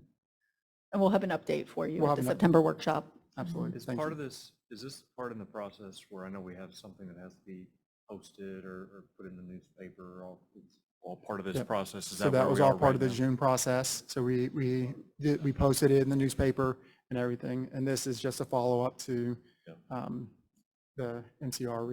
I know with that part of the process, it confuses people because the no new revenue rate, the arbitrary non-existent rate that then shows increases when we're actually decreasing it. So Right. So when we recalculated, I looked at both the no new revenue tax rate and the rate to maintain. So yes, this is an increase compared to the no new rate, no new revenue tax rate, about a 1.1% increase. But when we look at the rate to maintain and look at year over year state funding and all of that, it's equal.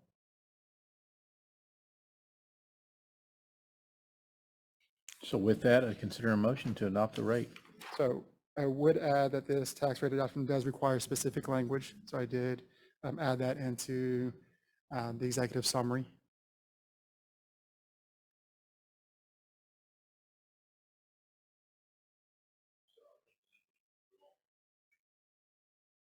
Ordinance to set the tax rate, whereas the Lovejoy ISD Board of Trustees is charged with the responsibility of providing the necessary maintenance and operating funds to effectively operate the district and the necessary debt service funds to service the district's debts. Therefore, be it ordered that the 2023 tax rate for Lovejoy ISD be set at 0.7575 per 100 in value for maintenance and operations, 0.50 per 100 in value for debt service, for a total of 1.2575 per 100 total tax rate. Such taxes are to be assessed and collected by the Collin County Tax Office. This year's tax levy to fund maintenance and operations expenditures does not exceed last year's maintenance and operations tax levy. This order was adopted by the Lovejoy Board of ISD trustees and then signed accordingly. I move that the property tax rate be increased by the adoption of a tax rate of 1.2575, which is effectively a 1.01 increase in the tax rate. The ordinance, resolution, or order setting this year's tax rate does not require the statements about tax increase as specified in 26.05B of Property Tax Code. Thank you for that, Mr. James. So moved. Do I have a second? Second, Amy Smith. All in favor, say aye. Opposed? Thank you.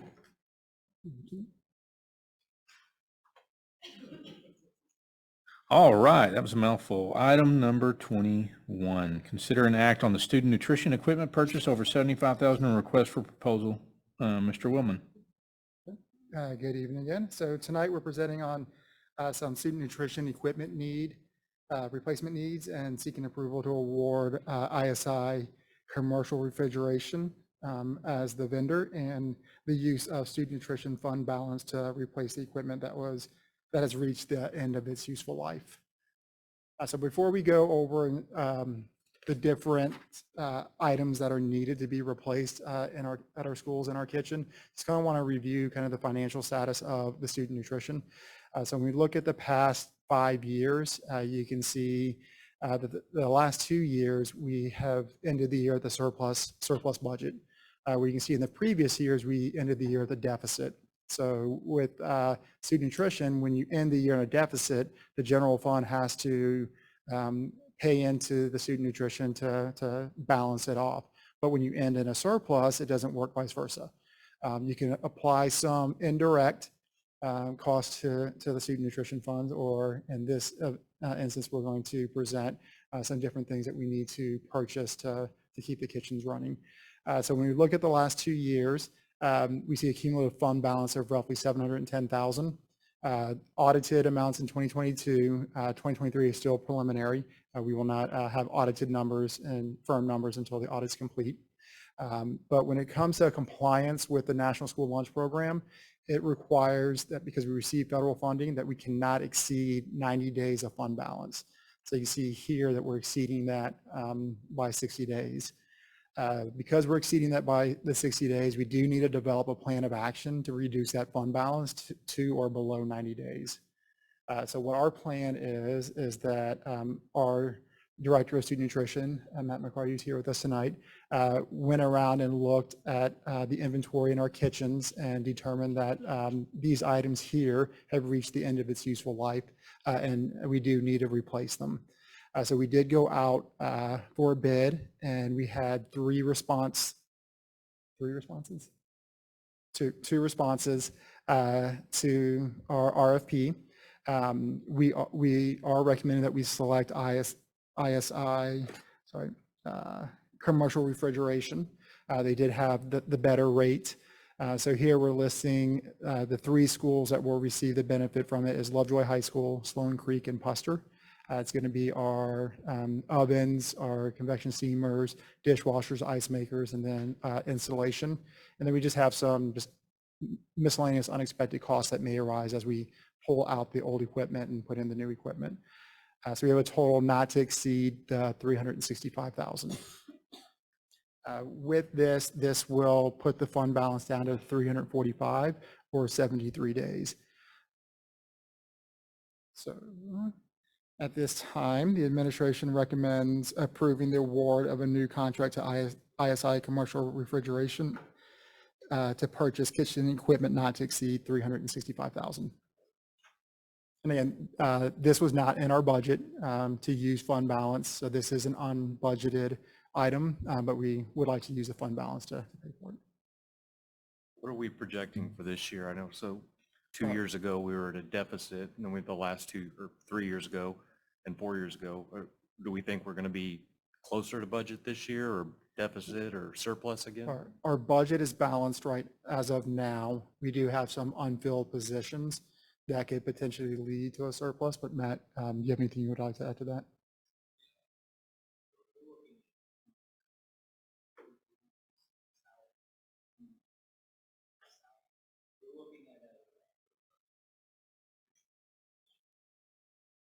How many unfilled positions do we still have? Are we still actively sourcing those?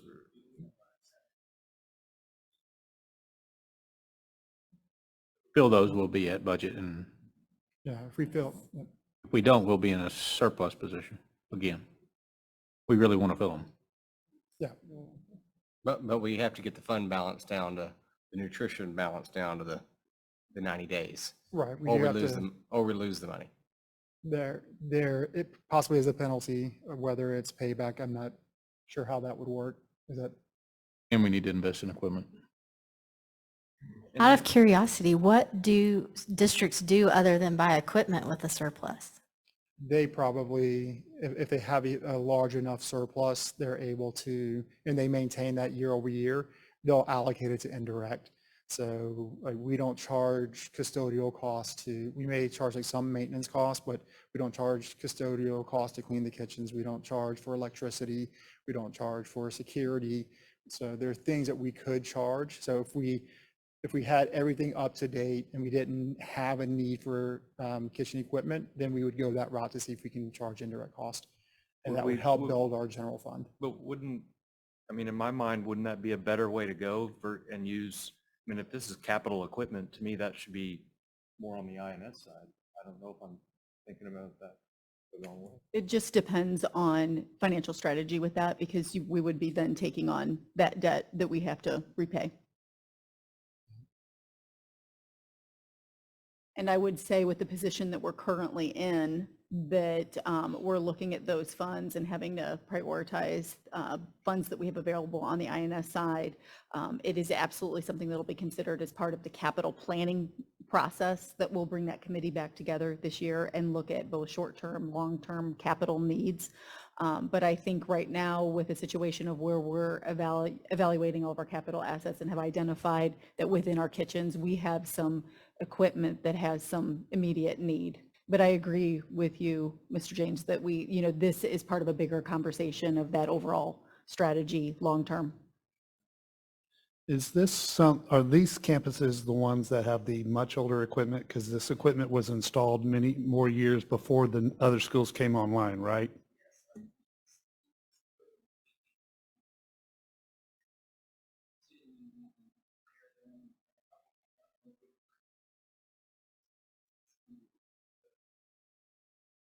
So this was deferred maintenance that we're catching up on. That's exactly what you're recommending. That's Okay. correct, yes.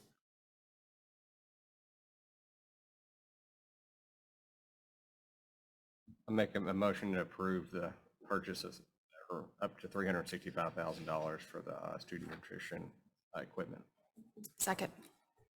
So moved. Mark Wheeler, second Julie McLaughlin. All in favor? Aye. Opposed? Thank you. Consider an act on the use of bond funds to address traffic safety. Mr. Willman. Okay, so I'll start off and giving an update on kind of where we're at with our bond series 2021 and the $5 million, and then I'll hand it over to Mr. Percival here to walk through kind of and address some of the traffic safety concerns. So if you recall, back in March, we had brought forth a plan to utilize the remaining $5 million from the 21 bond series. When we came, we only had about 2.3 million that was committed, and that meant spent or encumbered in a PO, which was related to athletic projects, safety and security projects, building updates, and technology projects. And then in March, we brought forward for approval, committing the remaining 2.7, roughly 2.8 million for instructional materials, technology infrastructure, software, some cafeteria tables, custodial supplies, and maintenance equipment, and so forth. So when we look at kind of the total cost, you see the two numbers there. It brings us to the $5 million, a little over the $5 million.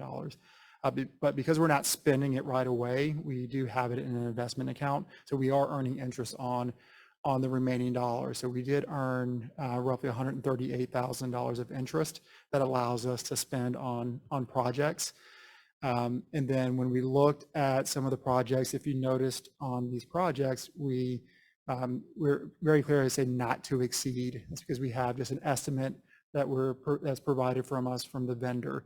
So as we finished up and wrapped up some of these projects from pre-March up into March, we came under budget about $242,000.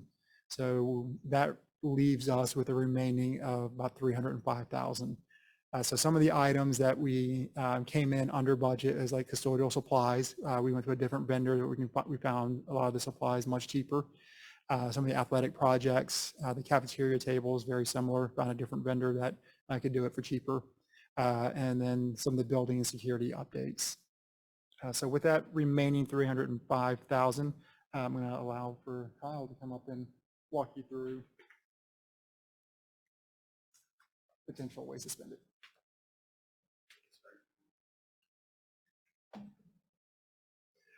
Good evening.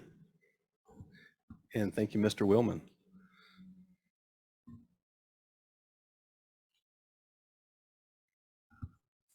So before we jump into this section, I feel terrible that you guys have to sit this entire time. So please feel free to stand up during my portion if you'd like to stretch your legs.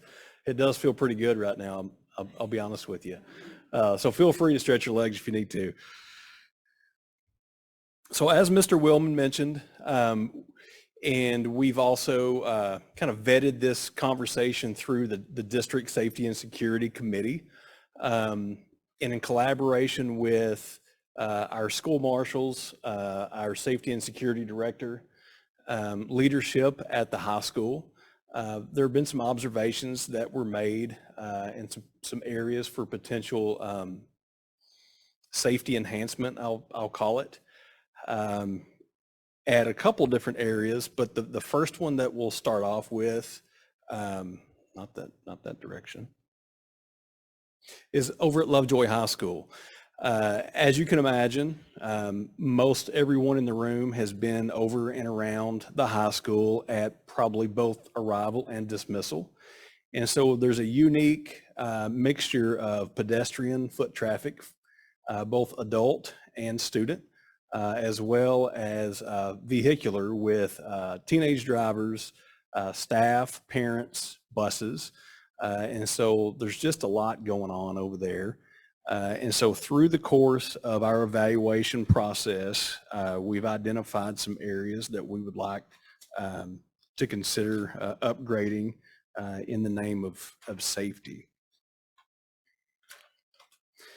The addition of 18 concrete speed bumps or speed mitigation devices, as I like to refer to them as, primarily in the rear of, so let me back up.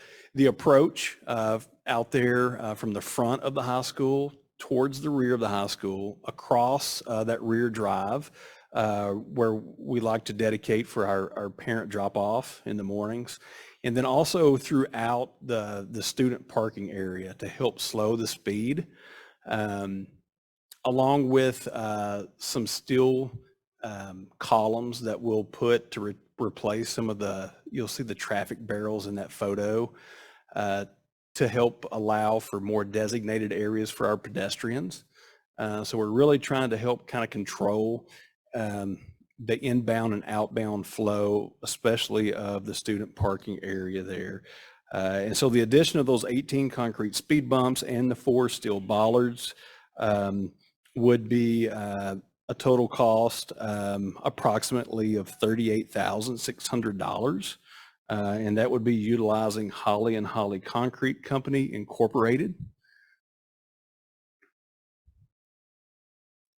And the next slide there, over at Willow Springs, there's a pedestrian area there behind the school near the athletic area where our students cross. And they come across over to the athletic field, whether it'd be over to the track, to the field, or over to those outdoor spaces back near the tennis courts. And so we've got some what I would consider temporary speed bumps there. We'd like to replace those as well with more permanent concrete to help mitigate that area and increase safety for our students that are afoot back there, both in the morning and again in the afternoon. And then this last slide shows Sloan Creek. So over at Sloan Creek, whenever the school was constructed, there were some expansion joints that are there to do exactly what this expansion joint did, so that when there's movement, it will expand and contract, especially during times like now where our soil in this part of Texas likes to restrict. But there's supposed to be a cover across that. You'll see on the right-hand photo, there's an expansion joint cover. On that left side, the cover wasn't installed during construction. And so you've got the unsightliness of the busted tile, but it's also a trip hazard. So we'd like to bring in a contractor to mitigate that and get that back to the way that it needs to be. That would be right at $14,000 to come in and address those areas over at Sloan Creek. And that would be utilizing One Source Commercial Flooring, LLC. And then this one, if you've been anywhere in the district and you've driven across the parking lots, you probably noticed that some of the striping and the paint on the concrete is in need of some refresh. And so we would also like to update the fire lane paint, parking lot striping, and all of our ground directional signage at our campuses. Some of the current signage on the ground with the arrows is not in alignment with our current carpool practice. So we would like to bring all that up to standard and get some fresh fire lanes. This would also include over at the high school, all of the student parking numbers would all be redone as well. So we would like to propose this project, and the cost for this one would be approximately $45,949, and that would be utilizing Supreme Striping LLC. And that's just, I got so excited about that when I put it in there twice. And then the very last one is to update the district-wide directional signage, the vertical signage. So again, some of our signage is not in alignment with our current practices. So we would like to go through and do some refresh there just to make sure that when we do have visitors or maybe new families that come into the district, this will help guide them in and around our campuses. So that's one less thing that they have to worry about whenever they're coming in on campus. And for this one, we're going to put in that this project will not exceed $10,000 total for district-wide signage. Any questions along the lines of what's presented up to this point?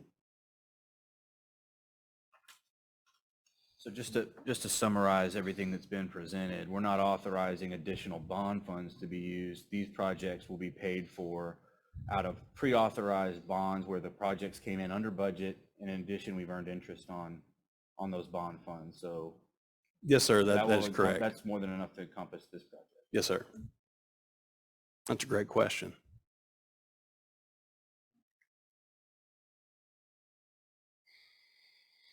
So if there are no questions, we do have, we do need some action there. And the administration, it's the recommendation of the administration to the Board of Trustees that the approval of the safety and security related projects as presented in the amount not to exceed $117,000 utilizing current bond funds.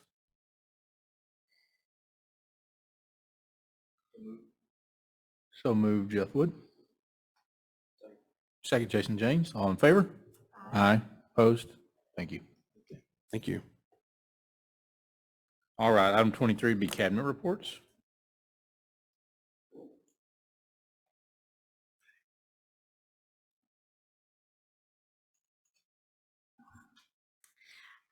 C&I cabinet report, I want to give an update of what's some work that our campuses have been doing. And you may have seen some of this coming from your students' campus. One of the things that we worked on in Learning in Lovejoy was looking at essential behaviors. And we were looking at social and academic behaviors of our students. And these were the learning outcomes that we established, is that the campuses would identify social and academic behaviors for their campus, and looking at evidence of how they have learned that, determining what proficiency would look like of those identified behaviors, how staff would go about explicitly teaching those behaviors and reinforcing that, communication plan out to parents on what the expectations were, but also how would the adult behaviors, what would they reflect in order to support this. So something we brought forward with our staff is that very common that when a student has academic skills gaps, we usually identify that gap, we look at how we can remediate or respond, and we reteach or explicitly model how we want those skills to be achieved, and then they practice the skill, and then we had that targeted time to learn that skill. Do we always look at behavior in that way?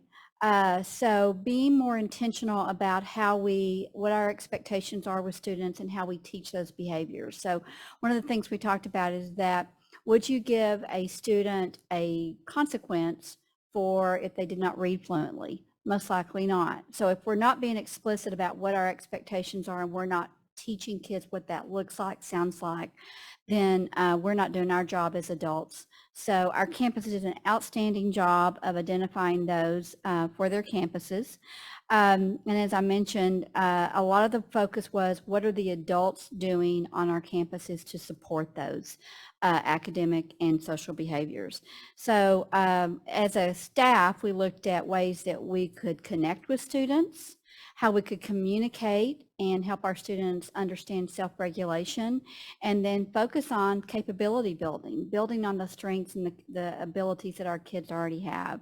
So I gave an example here. This came from Willow, and they use the ROAR as their focus on their academic and social behavior. So R stands for respect, O stands for ownership, A for attitude, and R is resilience. And what you see there, those are actual posters that kids help their teachers develop that they were committed to doing, as well as the adults there. So you're going to see different attributes or skills that our campuses landed on, and the feedback that we've been receiving from our staff, it's been very positive. So we're looking forward to seeing the results of the focus on these social and academic behaviors. So thank you.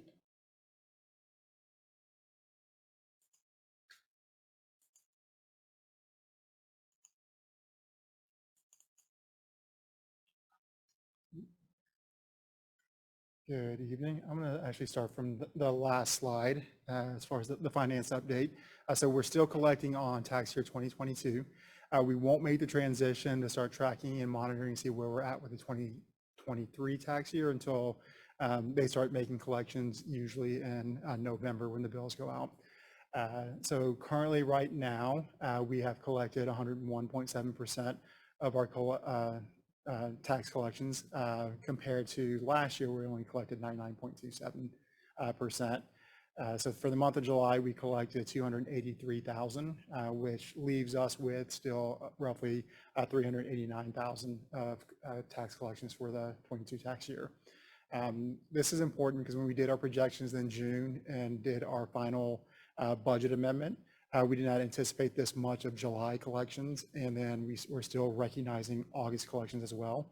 So we're allowed to recognize as revenue up to 60 days past the fiscal year into the previous fiscal year. So we would recognize July and August collection.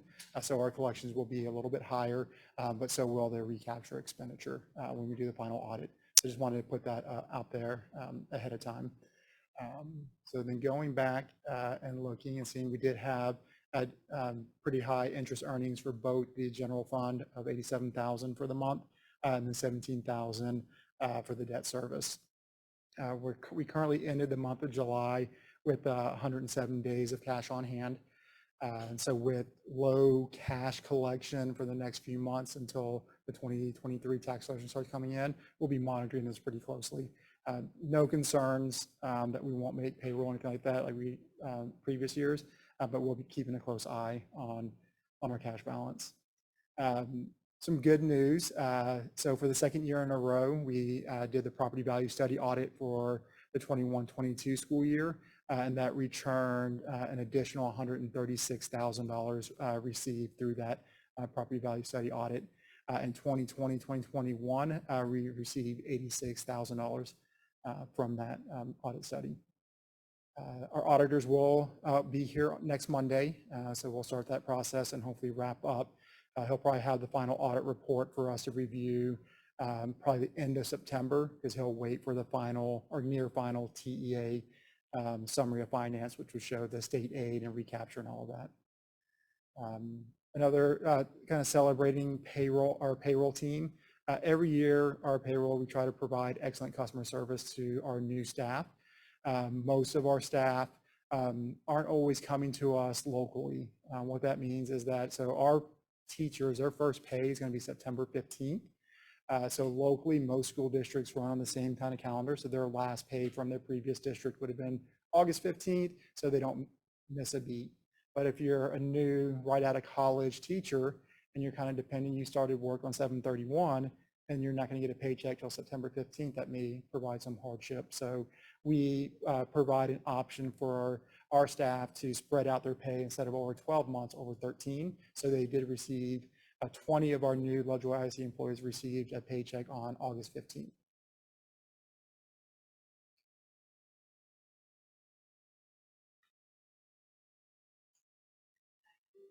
state that that is a tremendous amount of additional work on payrolls end because everything has to be hand done for that 13 check. And I just want to acknowledge and thank them for that excellent customer service and taking care of our staff.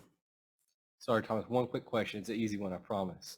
I know we're not gonna, the cash balance is fine right now, but say if we were really late in collecting in November and December, do we have a line of credit established, or is that something with the TEA, you get a loan, or what happens?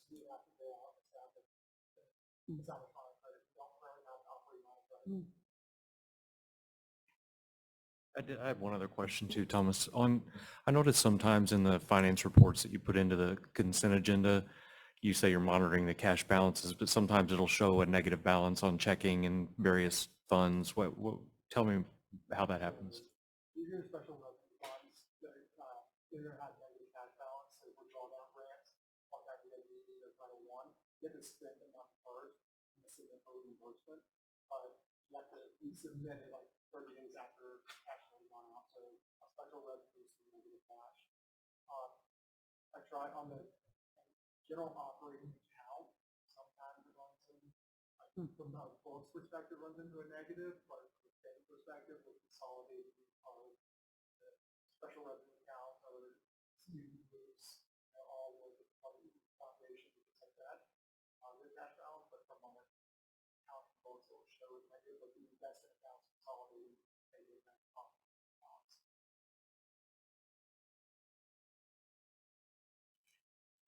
I'm glad you explained that. That's a lot. I'm just happy that we were able to give 20 teachers a 13th check. So in HR, of course, this summer we did a lot of hiring and onboarding of employees, and we got to celebrate them. We had our new teacher luncheon July 31st, and Mr.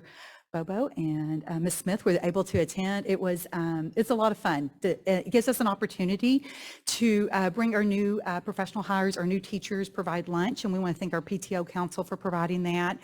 They actually serve them. We play some games. It gives us an opportunity to engage employees and to learn a little bit more about them so we know them. We're small enough here. We have that community feel. It's just a good feeling. As you look at the pictures, you'll see some returning Marie Clouds up there. You'll see Wendy Abear up there, but you'll also see Pocahontas. You'll see Brenda Sanchez with the long dark hair. She was Pocahontas for Walt Disney.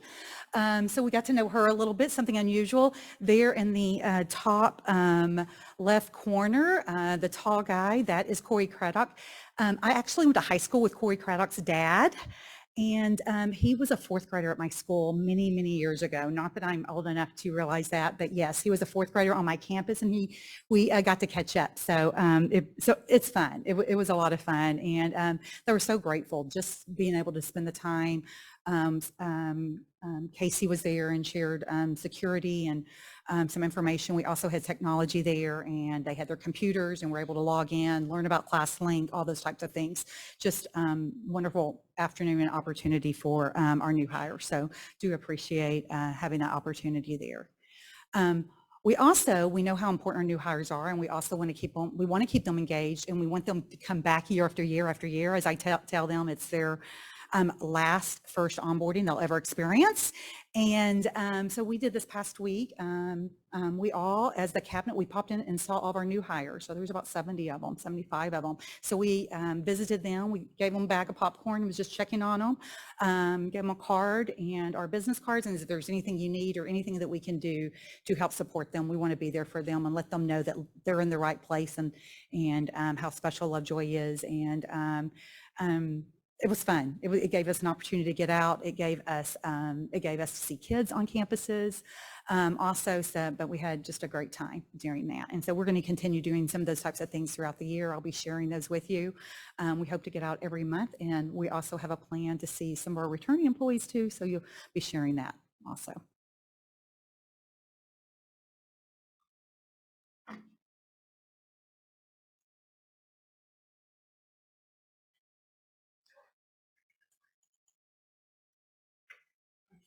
Good evening. I just want to share a few things with you from our Student Services Department. The first one is transportation update. We have currently, it fluctuates from day to day, but roughly 1,355 riders. We've been able to add one route. Actually, kind of have 13 and a half routes. In the morning, we've added another driver because we've had one available to us to help eliminate some of the time or some of the, to get through some of the traffic a little bit more easily. Out on the southeast end of the district by the bait shop, there's a lot of traffic in the mornings. And so we were able to add a route out there, so a half route, if you will, because they don't go out in the afternoons. But we were having trouble getting some of the buses to our campuses on time from that end of especially from that end of the district. And that has kind of worked itself out since we've added that half route. Right now we have 133 staff children that ride our shuttle buses, along with 93 Alpha Best students. And so those are the staff children Alpha Best students ride two different shuttle buses. They start at Sloan Creek, and then they kind of split. One goes to Hart, one goes to Puster, and then they kind of start moving throughout the district from campus to campus, delivering our Alpha Best students over here to LCDC, along with our staff students from campus to campus, delivering them, or either taking them from their parents' campus to school each morning, or delivering them back to their parent in the afternoon. Just an update, our Lovejoy volleyball team has returned from Hawaii, where they had a very successful showing. We got a little bit concerned because my geography of Hawaii is not great, so we didn't know exactly where they were in relation to some of the fires out there. And we in such a terrible situation, we were happy to know that they were not impacted by that. So they were on a different island. Their travel, we stayed in touch with Dara Burris, who is the Booster Club president, who was out there, and also with Coach Puckett, Natalie Puckett, just to make sure that they weren't impacted. They were getting to and from the places they were needing to go to. They were evacuating some people from the island where the fires were onto their island, but they were on a different part of that island. So even their travel outside of or away from the airport wasn't impacted either. So they had a really smooth trip. You can see that they are not dealing with 110-degree temperatures in the evenings. They enjoyed their evenings on the beaches of Hawaii with fireworks instead of roasting in North Texas these days. So they had a great trip, though. I'm glad we were able to allow them to do that. And finally, just our fine arts department is having a really good start to the year. I've been able to go out and watch our marching band. They start early. People talk about our football team starting early. Our marching band works their tail off, and they are out there early. Christopher Adler, you don't know what kind of hat he's going to be wearing to keep the shade off of his head. We got a lot of please don't take this the wrong way, Mr. Owens. We got a lot of guys who have no hair in this district, myself included, and we have to find the right covering to make. That's right. It's just oozing out of us, but it's fun. The orchestra, they have a picnic, theater. They had a welcome back party, ice cream band socials at Sloan Creek, LHS band preview. It's been a really good start to the year as far as fine arts. And we get to showcase that this coming Friday when our band gets to march at the Tom Landry Classic at the Allen Stadium. I'm sorry, this Saturday evening. It's not Friday, it's Saturday evening. So any questions? Great.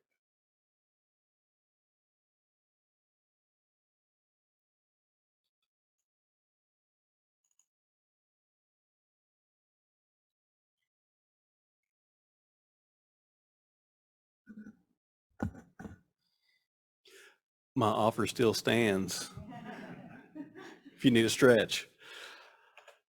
So I just want to take a moment to give you guys just a quick update for our district support services.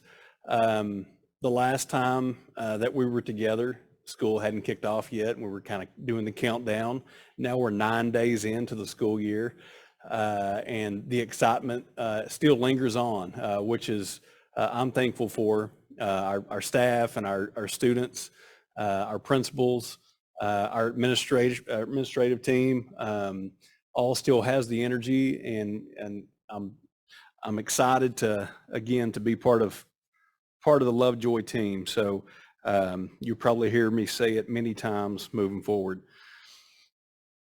We cover maintenance, facilities, grounds, custodial, safety, and security. And so we're going to jump into maintenance and grounds. Our supervisor is Alex Roman. Alex is a man that is skilled in many areas. He's a supervisor, but he is also a doer. Many times when I call Alex during the day, he's on a rooftop somewhere. HVAC is kind of his skill, probably his most skilled trade. And so right now we're extremely lucky to have him and his skill here in the district. As you can imagine, he's run into quite a few opportunities for repair with the temperatures that have soared. This is a shot over at the high school where the guys have been working on inspections of lights, smoke detectors, fire sprinkler systems, going through just to make sure in preparation for school that everything up high is in order. All those areas were inspected district-wide with a scissor lift. We had many areas around the district, both office space and classroom space, that needed to be touched up. And so his team went out and made sure that if areas needed fresh paint, that got taken care of before the return of our kiddos. This is our grounds crew that jumped in and lended a hand. Those of you that know that the gym over at what was Lovejoy Elementary School has been repurposed and into the wrestling facility or practice facility for the wrestling team at the high school. And so with that, the removal of those wooden bleachers was proved to be quite the task, but they had a little ingenuity about them and got those taken care of, and that looks really nice over there, Mr. Parker. I know they're proud of that space. Just another shot with the heat and lack of rain. Irrigation has been in high need and demand, and so with that and the shifts in the soil that we mentioned earlier in the night, comes broken sprinkler heads, broken joints within our PVC irrigation lines. So this is a shot of the team out making sure they get those repaired so that we aren't wasting water in and around the school district, and we're making that count. And a shot on one of those rooftop units where Alex was up giving some much needed maintenance to keep those things up and running and reliable for our office spaces and our classrooms around the district. And then some much needed break. That's just the team getting together for a little celebration and a little food there at the end of a hot, busy day. Our custodial team is led by Rigo Valdivia. Rigo is another one of those guys that jumps in and does whatever needs to be done in addition to supervising and leading his team. It's rare that you see him at a desk doing supervisory work. Most days, because his team is short, he's out pitching in and helping out the team and making sure that our schools and office spaces are taken care of. Just a few of the items that were touched in preparation. The stripping and waxing of we have a lot of VCT tile across the district. And one of the things that requires is they have to be stripped and re-waxed every year. So you strip that down but through a cleaning process, and then they have to go back and put multiple coats of wax on top to bring that shine back out and to protect the tile itself from damage just from foot traffic. Deep cleaning carpet in classrooms and office spaces across the district. Power washing restrooms, especially those student restrooms, just making sure they start off nice and clean. Lots of furniture relocation to accommodate our student movement or teacher movement from one class to another, maybe from one grade level to the next. And one of the things that we celebrate tonight is we do have 3 new applicants that are in the new hire process for our custodial team, so that's exciting.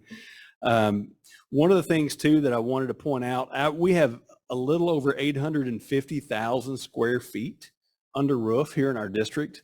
And so it's quite a task to make sure that all of that's maintained, both inside and out. But a lot of these teammates spend a lot of time making sure that we're taking care of of our spaces so that we have pride whenever our staff and our students walk in. They take pride in their campus. This is just a shot of one of those pieces of equipment that were authorized back in the spring to add to the custodial staff. There's another shot. And you would be surprised at how exciting just a new vacuum would make whenever you're not having to stop and work on it every 30 minutes because the bag falls off of it or the cord pulls out of the actual unit itself. This one's been quite popular. I'm sure you could see why. But this one really helps us cover a lot more territory quicker. And so that was a big upgrade there. And then our safety and security team, led by the director, Casey Littlefield. His team in preparation, you can see this is over at Willow Springs. The marshal is updating the personal location devices for our new staff to make sure all of those are calibrated properly for those that have been assigned. This is George over at Sloan Creek. George is going through and making sure that all the maps have been updated in all the classes, the evacuation maps that also indicate shelter locations for severe weather. And this is Regan over at the high school. Again, this goes back to our conversation earlier with some of that mitigation out back with pedestrian and traffic safety. And then Stephen up at Puster going through and making sure that all the AEDs are ready and all the safety kits have been updated and inventoried in preparation for the school year. And then last but not least, over at Hart Elementary, each of those doors at our campuses have a device on them so that if a door is propped open, it alarms. And so all the marshals went through at their individual campuses and made sure that those were operational and that the batteries were fresh in preparation for the start of the school year as well. Any questions before I kick it over to Superintendent Cordell? Okay, thank you guys. Good evening. We have had a wonderful start to the school year. Today was our 9th day of school. It's hard to believe, but it is wonderful to see our students come through the door. They bring with them such hope and excitement about the opportunities in the year ahead. And I'm thrilled to say I have never seen a group of teachers, staff, and administrators so ready and excited to start a school year, which bodes well for what we have ahead. One of our focuses at the beginning of the year as a staff was the science of hope, which really aligns with one of our core values, which is best today, better tomorrow, because the definition of hope is the belief that the future is going to be better and I have the control and power to influence that through my actions.